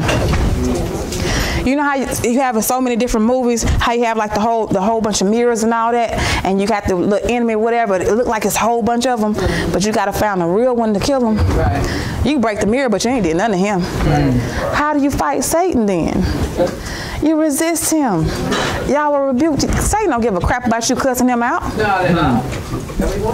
He likes that. That's like saying I love you to him. You mother, oh, I love you too. He like that because he know he got you. I had one tell me a long time ago. I swear he was Satan in the body. I swear it was Satan personified in that body. I'm not lying. I can't even get into it. But you know that was Satan in that body. I would try to leave and walk away. Then, of course, the text message would come. I'm sorry. I love you. I don't respond to those. Well, let me get this. Take this back. Take this back. I don't respond. Then a lie come through. I know you took this from me and you did that to me, and I'm knowing I didn't. And if I say, respond like, you a lie? No, I didn't. All I did was Now we're going back and forth. Do you know that Satan confessed out of that fleshly body's mouth, saying that that's exactly why he would do what he do? He would try to send, but whenever I wouldn't respond, he would say something that he know that would get me to respond. And if I respond, that's how he knew he still got me. I said, oh, what? Oh, you'll never get a response out of me ever again. I might respond in the corner, but you'll never hear my response. Oh, no, honey, you can't get me like that, Satan. Oh, no, no, no, no. That's how he, and I'm not attributing none to that fleshly body. We talking about Satan. This is how he operates. And so when you learn your enemy, you learn how to overcome him. And how can you overcome him? How did they overcome him in heaven? By the blood of the Lamb and by the word of their testimony. But you can't have a testimony unless you're tested. You can't confess out of your mouth how Yahweh has done this for you and done that for you and done this for you, and then you forget it yourself. Because he's going to try you on the things that come out of your own mouth. Every time. Don't it make you feel so horrible when you fail your test? Remember how we used to talk about that? I got to keep a number 2 pencil these days. All these tests coming up. But then we get mad We say all the time, I'm just mad at myself. Did I let Satan get da-da-da-da? Well, what happened to that then?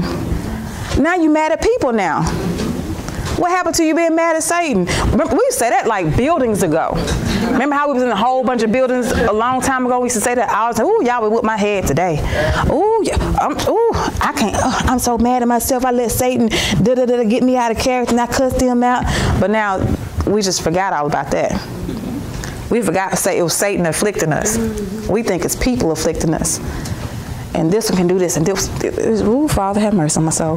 So the gospel of the kingdom shall be preached in all the world for a witness unto all nations, and then shall the end come. Right? What is the gospel of the kingdom then? Because there's only one gospel. 1 Corinthians 15th chapter, please.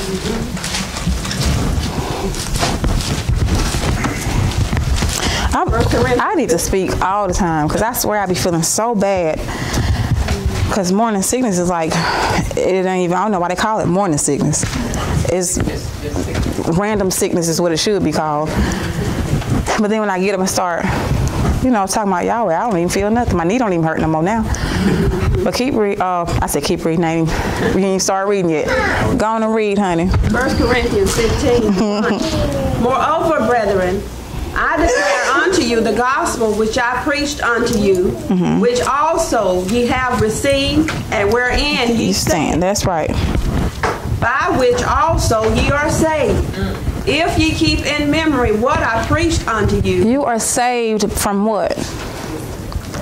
From everything. The gospel saves you from everything. Not just your soul, but it really does save you from everything. If you keep it in memory, though. That's right. But his job is to try to distract you and put so much on you to where you can't remember it. So remember that. So try to remember that. But you can't remember it on your own. This is a process that you're going through. It may seem like it's just so hard, and y'all would feel like Yahweh just done left you, and just it's just, I can't, why am I going through all of this, and da-da-da-da-da, Yahweh just must don't love me, or I must not, da-da-da, all them thoughts that Satan try to put in there on you. Because the Holy Spirit ain't going to think like that. Right. That's Satan afflicting you. All those nations, those condemnations. Maybe because I did this, and I knew I shouldn't have did this in the first place. If I would have never did that, all this stuff would have never happened. And that's why I'm going through all this mess. That's condemnation, honey. He said there's therefore now no condemnation to them that are in Yahshua Messiah. So Satan can't trick me and try to condemn me for things that I've done that Yahweh has saved me from. Okay. That's what he got on the cross for. That's right. That's right. And so when you still trying to be off in it and still try to feel like you're condemned by the things that you've done, you saying that what he did wasn't worth it for you. He didn't clean you. He didn't do it for you. He did it for everybody else, but not for you. You better stop letting Satan make you feel like that. You can't condemn me for nothing that Yahweh has promised me that he saved me from. So you got to remember these things. But that's how slick Satan is, though. Well, maybe it's because I did this, or maybe because I didn't do that.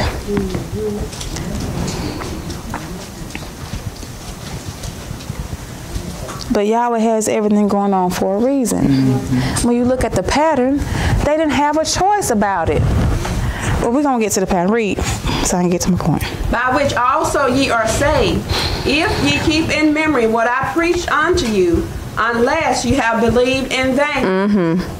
For I delivered unto you first of all that which I also received, how that Yahshua died for our sins. Now this is the gospel, how Yahshua died for our sins according to the scriptures. Read. And that he was buried, and that he rose again the third day according to the scripture. So the gospel is the death, the burial, the resurrection on the third day, resurrection again, the third day according to the scriptures. That's the gospel of the Messiah, the death, the burial, the resurrection, the third day. And it has to be according to the scriptures. So when you go back to the scriptures, and that's what we were telling Allison the other night, when you're reading your Bible, don't read just to be reading. Have a point of reference when you're reading. That's how you can get something out of it. Because you just read and just be reading, you're going to be confused. You ain't going to remember. You're going to get sleepy. But if you are reading to find something and you're looking for something, you can go through it, and I'm to my Yahweh will make you continue, like, oh, that's the blood right there. Oh my goodness. Oh, that's the death right there. I never even saw that. Oh wow. Because you're reading for a purpose, but that's, so the death, burial, resurrection, again, the third day according to the scriptures. I said I was going to show y'all the death, burial, the third day. You was waiting on the one. You was hoping I was going to say it one. God dang it. I got 10 minutes. I'll try it real quick. See, you the one that put it in my head. You know we all one now. You think something is going to come on over here. All right, so let me show y'all real quick what y'all was showing about the third day. Resurrection again on the third day. Good grief, that ain't what I wanted to do. But Trail making me do it. All right. Okay, it's gonna take a lot. I don't have a lot of time to read. So remember when Yahweh said, one day with him is 1,000 years, and 1,000 years is one day. Remember that? Okay, so let's keep that in mind, okay? And then of course you know how you have the ages and dispensations and things like that, right? And so you have day 1, day 2, day 3, day 4, right? Or 1,000, 2,000, 3,000, 4,000, right? Okay. Remember when Yahweh walked and talked with Adam in the garden?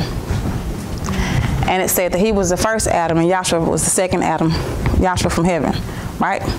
And in so many different times, through Dr. Kinley, he said that was Yahshua as Adam. So that was actually Yahshua, because that's why he willingly partook of her transgression to die for his bride, because he was the first Adam doing the same thing that he was going to come in to do. Right. He was not deceived. He willingly likewise took part in the same, right? Okay. So when Adam partook of the tree or the fruit, I'm sorry, I know you probably can't see that for YouTube. How old was he when he died physically? 930 years old. So that was within that 1,000 years or the first day. Follow me? Mm-hmm. So that's the death. All right. So we have the count then. Wait, I count over here. That's the first day. Second day is 2,000, 3,000. I know y'all see it already, right? 4,000.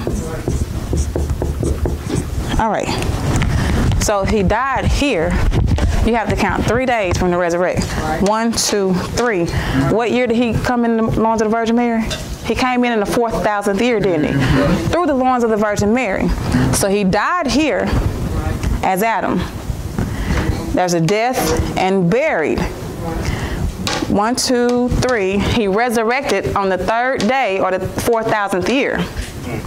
Not third day here. You got to. This is the first day that he died.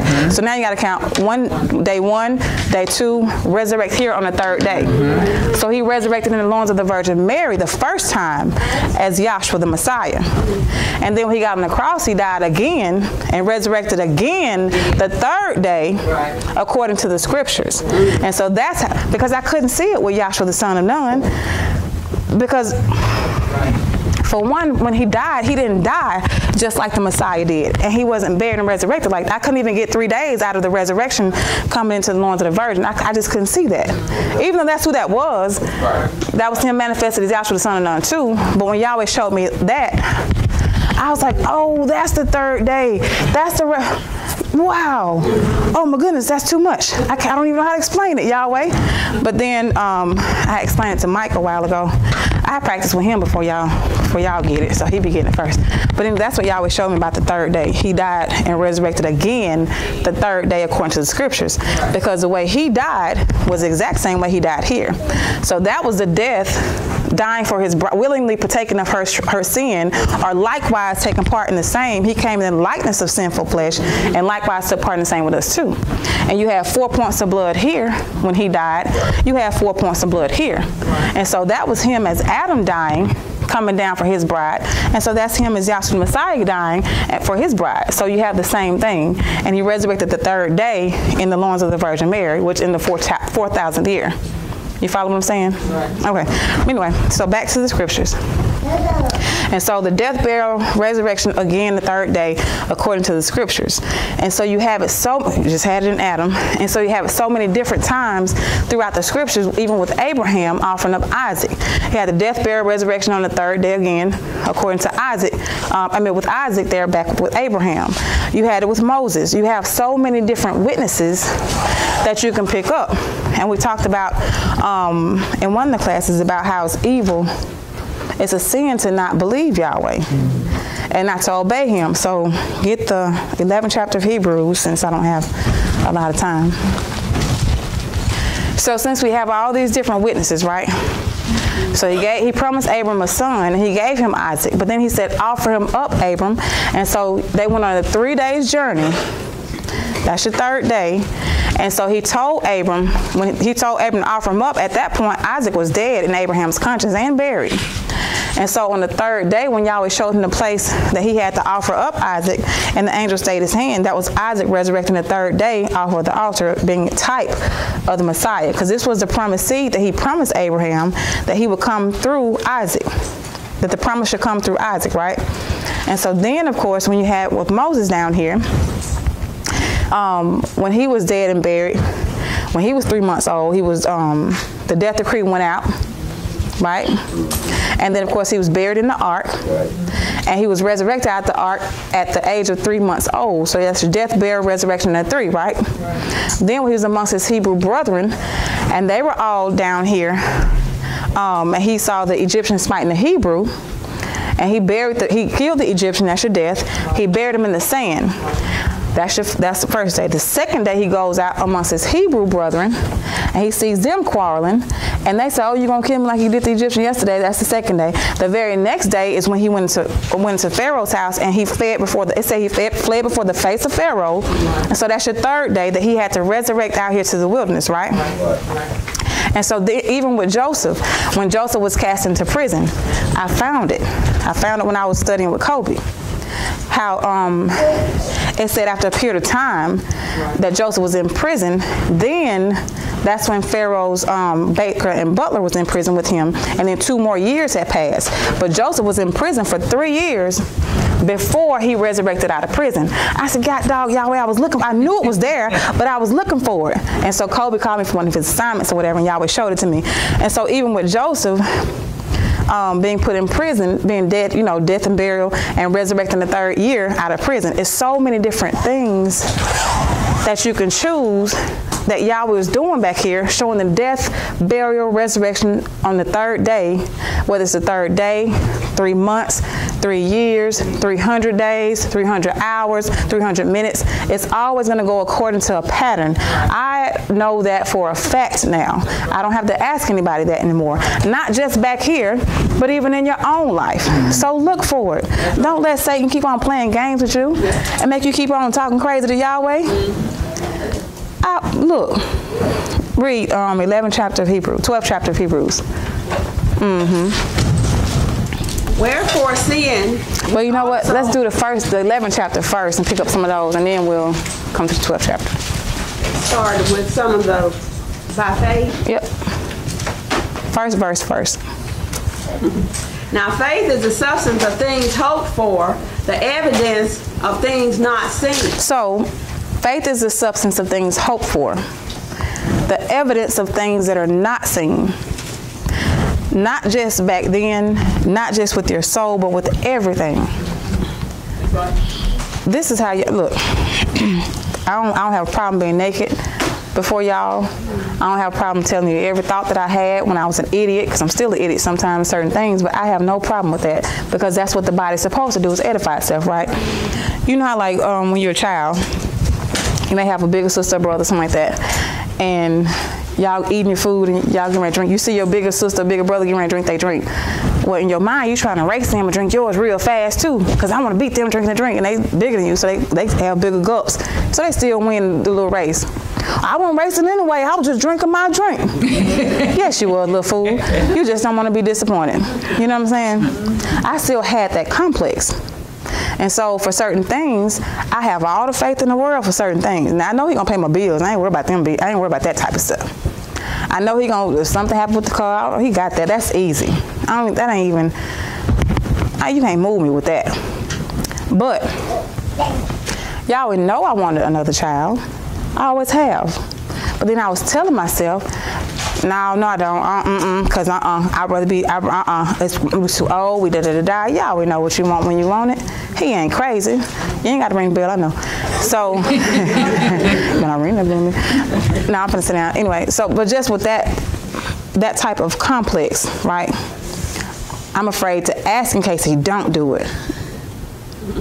I don't want to ask him to.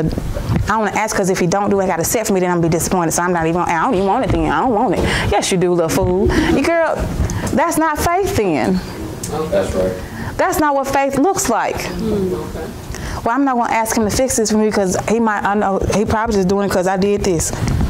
I just deserve it. Like, I guess I just deserve this anyway because I did. I remember when I did this and I thought that, and I ain't been doing this and I ain't been doing that, so I ain't even gonna. Whatever happened. However he got it set to go. That's not having faith then. Because all the ones that had faith, they asked Yahweh specifically for what they wanted and expected it to happen, and he delivered on it. He has no choice. He can't lie. He said he's able to do above and beyond even above what you think of him or even ask of him. Yahweh is something else. I'm telling you, Yahweh is something else. Even with my husband, I gave up. Yahweh know I did. Yahweh know I gave up. I was like, and I even said, I guess Yahweh just want me to himself. You ain't nobody, girl. He don't want you. But that's what I was telling myself to feel better about being single, right? I guess Yahweh just want me to himself then, because he the only one, I'm just going to give up. And I really did give up, and I was content. I wasn't happy, but I was content, though, to just live the rest of my life, just single, celibate, all that good stuff. Because I asked y'all, I said, Yahweh, just take my desire away and let me just give myself all. I just want to be all to you. You, my husband. You do me better than anybody else anyway. You know all my ins and outs. I ain't got to try to learn you. You ain't got to try to learn me. We good. But Yahweh know that I wanted that. I just didn't think it was possible. Do you know how bad I felt when he gave me my husband? That I gave up on him? Not gave up on him, but gave up on y'all. I was like, Yahweh, I'm so sorry. I don't even deserve this. He's like, I know. I said, oh, shit. Well, all right, then. Okay, then. You ain't got to be petty. Okay, you ain't got to talk like that. But he did say that. He's like, I know. But then just to show me that he already had it set for me I'm talking about he was working that thing way long. There was no way possible for us to have met. He even used Terry Welsh to have a little picnic. I even told Terry, I said, thank you for the picnic, honey. I got my husband for me. He's like, oh, well, you're welcome. You know how he talks. He's so funny to me. And then, he just had certain stuff in place. And there's so many things with that situation that Yahweh just showed me. I ain't going to say that because that's too much for YouTube. But it's Yahweh is able, y'all. I'm living proof. I promise you. I'm telling you. But you have to seek the kingdom first. Stop seeking your own desires and what you want. I want Yahweh to hurry and fix this for me so I can get some relief. I want Yahweh to hurry and fix it so I can get some money. I want Yahweh to hurry and fix it so I can be happy. So I can get. It didn't happen like that. I literally had given up everything and really did just give everything over to Yahweh completely. And then right after that, that's when Yahweh gave me the physical house that actually more than I wanted in a house. Didn't even know why the house was so doggone big. It scared me at first. Like, ooh, Yahweh, thank you. This is a lot bigger than I thought. I didn't read the blueprints right. And then right after that, then he gave me my husband. Now we're gonna have a baby, and I guess fill the house up. This is the last baby though. To fill the house up, like it was. Everything that I even thought, I'm talking about a long time ago, before I was actually real close with Yahweh, things that I wanted a long time ago, Yahweh brings them to pass. He knows what you want. He knows what you need. He gives you everything you need. But he's not going to give you what you want until you please him. That's a good parent, though. That's right. That's a good, like the first speaker was talking about parenting or whatever. Yahweh's not going to, look, from a physical standpoint, you ain't gonna keep talking crazy to me. You think I'm gonna just give you what you want just because you upset and you having a tantrum. I'm gonna walk away and let you go on squalor then. Oh, you ready? You act like you got some sense now? Okay then. Because if you keep on giving them just because they fall out, you'll never teach them anything that way. You have children like structure. They want structure. It's not being hard on them. Because you're teaching them how to survive in this life. And so the same thing with your Father. He has to give you structure. And the structure that He has given us, we have a pattern to go by. And it's not just because He's trying to be, give you, but so you can survive, so you can live. This is how you live. You live by the pattern, by the knowledge that Yahweh has given you. What was I reading? Was I reading something? Hebrews. Go ahead. 11 and 6. Okay. But where were we? No, I'm sorry. 11 and 2. Okay. For by it the elders obtained a good report. Through faith, we understand that the worlds were framed by the word of Elohim, so that things which are seen were not made of things which do appear. Right. Through faith, by faith, Abel offered unto Yahweh a more excellent sacrifice than Cain, by which he obtained witness that he was righteous, Yahweh testifying of his gifts, and by it he being dead yet speaking. By faith Enoch was translated that he should not see death, and was not found because Yahweh had translated him. So I'm talking about spirit, soul, and body translated. Keep reading. For before his translation he had this testimony, that he pleased Yahweh. Right, read. But without faith it is impossible to please him. Period. Without faith, it is impossible to please Yahweh. Not faith in man, not faith that Yahweh gonna let this person do this for me, or not faith that Yahweh gonna make this one give me some money, Yahweh gonna make this person give me a job, they're gonna make this person do this, Yahweh gonna make my husband act right. I got faith that Yahweh gonna make my wife act right. I got faith Yahweh gonna make my children act right. No.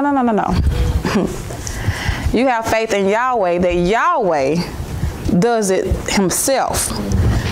Not man, but Yahweh does it himself, because it's too much to explain. I used to do that a lot. I have to catch myself from doing it even now, thinking that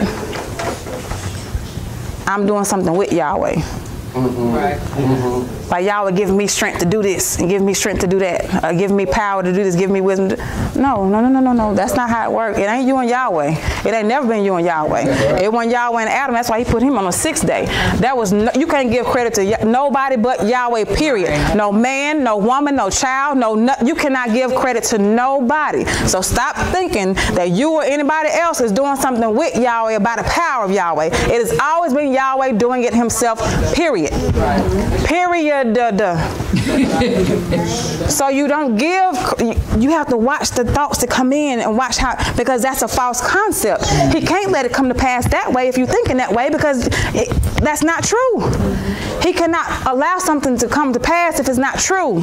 And so now you're not going to have no successful, you ain't going to do this right now, you ain't going to do it like that, because you're going to still be thinking that you had something to do with it by my hand. Moses knew it wasn't him.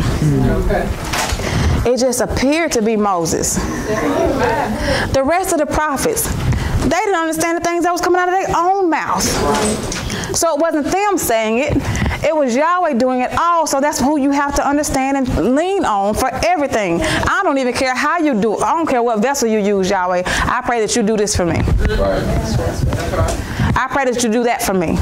Yahweh, please, if it's your will, this is what my desire is. Show me which way you got to set up. And leave it at that. Because it ain't you and Yahweh doing nothing. It ain't them and Yahweh doing nothing. It's Yahweh doing all of it. And when you get it learned, and when your prayer becomes one with his, then that's when everything starts going on. Am I hitting you in the head? Because you're looking like I am. All right. You looking at me like, girl, if you don't shut up. Okay, read so I can sit here. But without faith it is impossible to please him.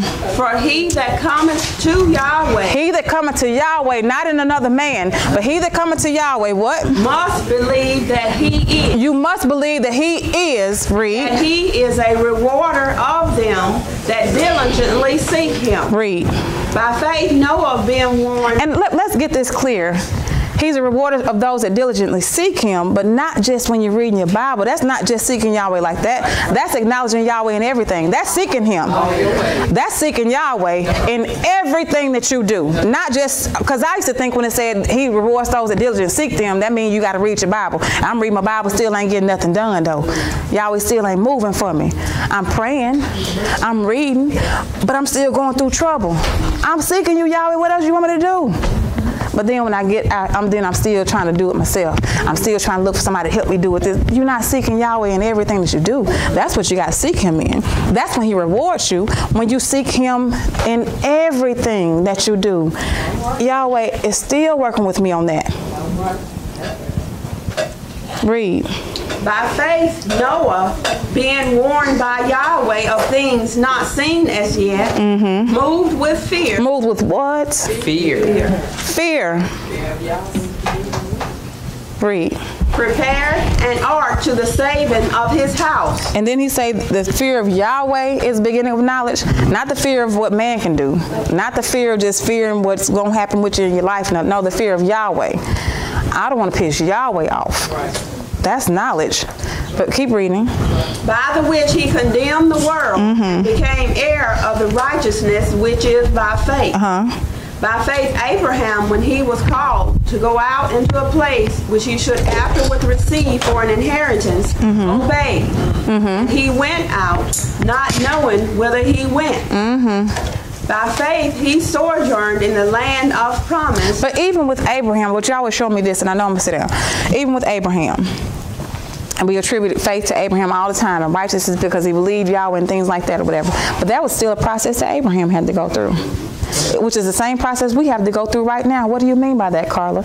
Do you remember when Yahweh came to him and told him he was going to give him a seed? And he said he believed Yahweh and that was accounted unto him for righteousness? He believed him. But he wasn't to the point where it was just automatic. Like Dorothy was talking about, I don't even want no split second. I wanted to be just automatic. It wasn't automatic at first, even though he believed Yahweh. This is the process that Abraham had to go through, which is the same process you got to go through. And so then when he had gave him, when he went unto Hagar, and he had Ishmael, right? And then Yahweh, Sarah said, you got to get rid of this broad and this little boy, because they can't be heir with my son. That bothered Abraham. And so Yahweh said, listen, hearken unto your wife Sarah. He didn't even say kill Ishmael. He said just cast him out. And Abraham fell out. Not fell out, but he was like, oh, the Ishmael may live. And so Yahweh said, look now, I've heard you, and I'm going to do what you say. I'm going to make princes out of him. But this is why it has to go this way, Abraham. Because in Isaac shall the seed be called. I'm going to give you a seed by your wife. He had to make Abraham understand that. So he was still having to go through a process, right? But when Yahweh made a way out of no way and gave him Isaac out of Sarah's dead womb, and he had given him that vision in the 15th chapter of Genesis, and he saw the Messiah in that vision, and he saw Yahweh raise him from the dead, and it said in Galatians that the gospel was preached unto Abraham. The gospel was preached to Abraham. The death, burial, resurrection of the Messiah was preached unto him back then. How when the Messiah hadn't even come in yet? Because he saw it in a vision. That's why he didn't have a problem offering up Isaac, because he had saw Yahweh raise the Messiah from the dead already. He said, Abraham prayed to see my day. He saw it and was glad. Well, when did he see it? In the 15th chapter of Genesis, when Yahweh gave him the vision. It said the gospel was preached unto Abraham, and that's when the end came for him. The gospel was preached in all his world. That's right. As a witness to all those nations that he was dealing with, and the end came for him. And so then he didn't say cast out Isaac. He said kill him. Offer up your only begotten son Isaac, who you love. He loved Isaac, but it said he didn't stagger at it. He didn't say, oh, that Isaac may live. Abraham saw something now. It was a process he had to go through. So yes, it's going to be a point where things come up or whatever, you fall out first, and then you call on Yahweh and you get your sense back. But it has to come to a point where there is no more falling out. You just follow the process and you trust Yahweh to the end no matter what. But you have to get to that point. The gospel has to be preached in all your world as a witness to your nations, and then that's when the end comes. That's when you're able to do and perform the way Yahweh has set for you to. So you got to continue to preach the gospel to yourself. You got to continue to have these things wrote over and over and over again. And if you can't do it yourself, turn on YouTube. And if you just can't do it, then just get still. Don't move. Right. Don't let those thoughts overtake you. Understand who you're fighting against and what the fight is.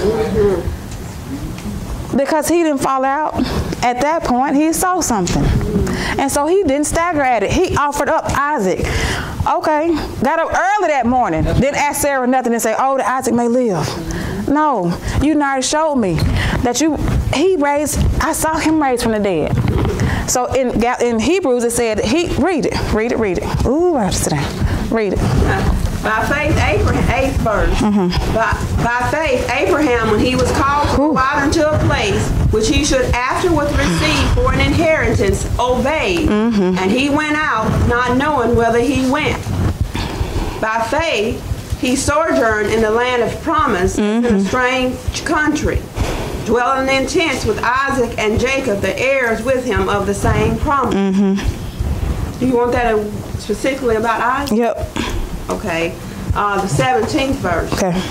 By faith, Abraham, when he was tested, offered up Isaac. He was what? Tested. He was tested. Yahweh was testing him. Yahweh is testing you now. That's right. And the reason why you keep on having to go through it over and over because you keep failing your tests. Right. He don't want to flunk you. He keep giving you extra credits to do. Keep reading. By faith, Abraham, when he was tested, offered up Isaac. He offered him up. Read. And he that had received the promises offered up his only son, of whom it was said, that in Isaac shall thy seed be called, accounting that Yahweh was able to raise him up, even from the dead. How did he know that Yahweh was able to raise him up from the dead if he didn't see the Messiah raised from the dead? Right. That's what he saw in that vision. Yahweh said, the Messiah said himself, he prayed to see my day. He saw my day, and he was glad. When did he see your day? He died way years before you even were born. How did he see your day? He saw it in a vision. Read. Accounting that Yahweh was able to raise him up even from the dead. And he's able to raise you up even from the dead. Not just from not your soul, even the things that you're dead and buried in. But you have to trust it. But it has to look like there's no way out. Right. It has to. That's the pattern. So it's supposed to look like that. That don't mean give up and give in to those thoughts. Resist him sometimes. Just sometimes. Keep reading. From whence also he received him in a figure. He received Isaac in a figure of the Messiah. Read. By faith, Isaac blessed Jacob and Esau concerning things to come. So we got all these different witnesses. By faith, this one did this. By faith, that one did that. Go to the 12th chapter of Hebrews. I'm going to sit down. Wherefore, seeing we also are compassed about with so great a cloud of witnesses. So if that's the case, then, seeing we have all these great witnesses, read. Let us lay aside every weight, every thought that bounds you down, every situation that gets you in a little rut. Let us lay aside every weight. Read. Let us lay aside every weight and the sin, because so easily beset. Because not believing that Yahweh is able, not trusting and believing that He's the one got it going on, that's a sin. But those weights cause you to think like that. Not a faith. But that's a test, though. Lay those things aside. Let every weight lay every weight aside and the sin that so easily beset us. Read. And let us run with patience the race that is set before us. You said what now? With patience? Patience. That means to do what? Endure all of those things, misfortune. Without complaint. Everything without complaint. That's hard to do when you're going. It's easier said than done. And of course, it's easy to say, girl, you need to be patient when you ain't going to do it. But that don't mean I'm supposed to say, just because you ain't going through it. No, I'm still supposed to be patient. I still got to have that patience, though. And I don't have it. There's only one that can give it to me, so that's what I need to be asking for then. Right. Yahweh, give me patience to go through whatever it is you got me going through, so that I can see your glory. That's right. Give it up. Give all these things up, and I promise you, that's when you have the calm. That's when the deliverance comes. That's right. Read. And let us run with patience the race that is set before us. How you run with patience? Looking unto Yahshua. That's how. How do you run with patience? That's because you're not focused on what you got going. If you ever had to run for a long distance or whatever, you cannot focus on your breathing. You can't focus on how you're feeling right now. Not even just running. If you have to do, like say for instance, sit-ups, for example. If I have to do 100 sit-ups at one time, I can't focus on the number, especially when 20. I can't focus on number 25. I'm gonna give up at 30. I have to keep looking towards 100. 1, 2, 3, but in my mind I'm looking at 100, and then so it don't start burning until I get to about 89. But if I'm looking at 50 or 25, I'm not gonna make it to 100. So stop looking at what it looks like right now. Start looking to the end of it. When Yahweh's going to fix your situation. When Yahweh has brought, because he already brought you out of it, now you got to go through the process of manifesting that. So that's what you look towards. You don't focus on what he got you going through. Right. That's just a, So you run with patience the race that is set before you, because it's your race, it ain't nobody else's race. And you got to run it. And so what do you look towards then? So you won't be focused on the burn and the pain and the whole process. What do you look towards now? You run with patience the race that's easy. What now? Looking unto Yahshua, the race that is set before us. Looking unto Yahshua, the author and finisher of our faith. That's who you look towards. Read.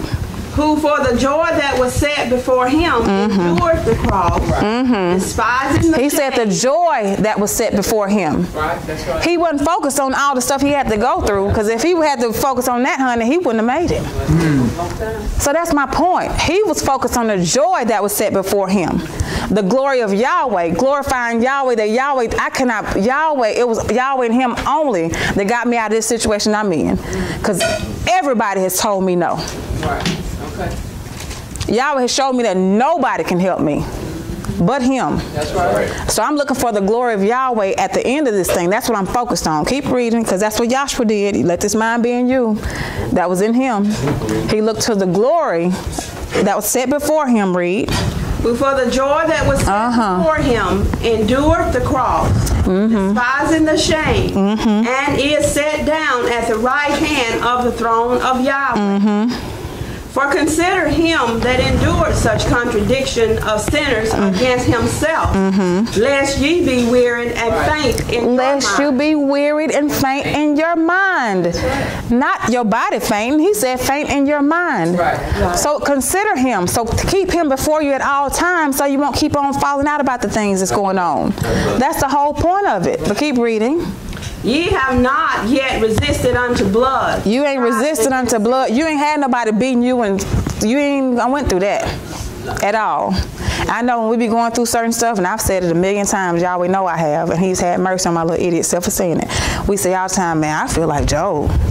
I got all this going on. I can't pay my bills. They finna take my house. My car messed up. I ain't got no ride to work. I lost my job. I got this going on. I got that going on. Now, Yahweh said Job was a perfect and upright man. One that feared Elohim and skewed evil. We ain't nowhere close to Job. Some of the things we going through because Yahweh got doggone have to keep us from killing us. Right. And that man lost all his children at one time. He lost everything all at one time. All at one time. And Yahweh still had to do some things with him. He had to show Job, you justifying yourself rather than Yahweh. So when he say Job was a perfect man, he wasn't talking about perfect like he ain't have no flaws type perfect. Now Job was perfect in how Yahweh made him to endure what he had him to go through. Just like Satan was perfect in all his ways too, for what Yahweh created him for. Because ain't none righteous, no, not one. So Job was perfect for how he made him, and you perfect for the situation Yahweh got you going through too. Because he's made you to go through these things. So you could testify unto him. Don't think that you are weak. Don't let Satan think that you're weak. Make you think you're weak. You are Yahweh in a body. But that's what the process is for, to bring you to that realization that that's who you are. But keep reading so I can sit down, because I got to use the bathroom. You have not yet resisted unto blood, striving against sin. And ye have forgotten the exhortation which speaketh unto you as unto children. That's right, read. My son, despise not the chastening of Yahweh. That's right, read. Nor faint when thou art rebuked of him. Right, read. For whom Yahweh loveth, he chasteneth. That's right, read. And scourges every son whom he receiveth. That is right, read.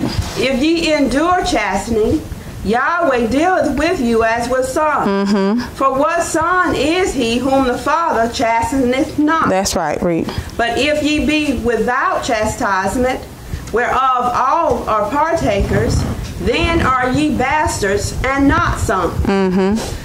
Furthermore, we have had fathers of our flesh which corrected us, and we gave them reverence. Shall we not much rather be in subjection unto the Father of spirits and live? That's right, read. For they verily for a few days chasten us after their own pleasure, but he for our profit, that we might be partakers of his holiness. So why does he do it? For our profit. He's not doing it to kill you or to hurt you. He could have killed you a long time ago.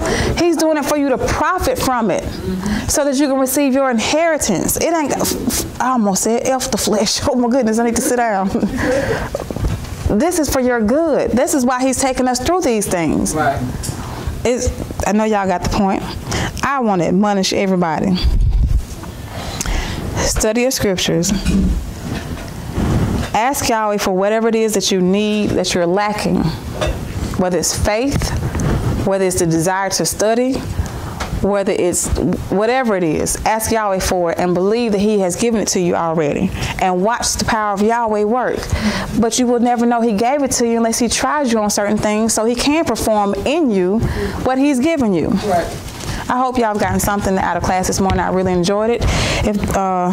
So I'm just going to say hallelujah.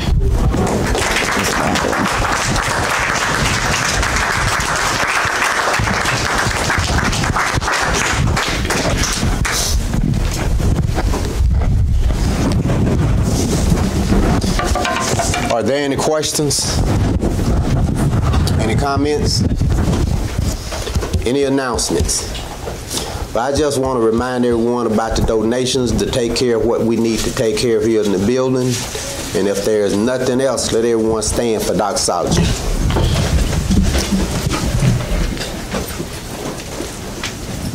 Now unto him that is able to keep you from falling and to present you faultless before the presence of his glory with exceeding joy. To the only wise Elohim, our Savior, through Yahshua the Messiah, our Sovereign, belong glory and majesty, dominion and power, both before all times, now and forever. Let us all say, hallelujah.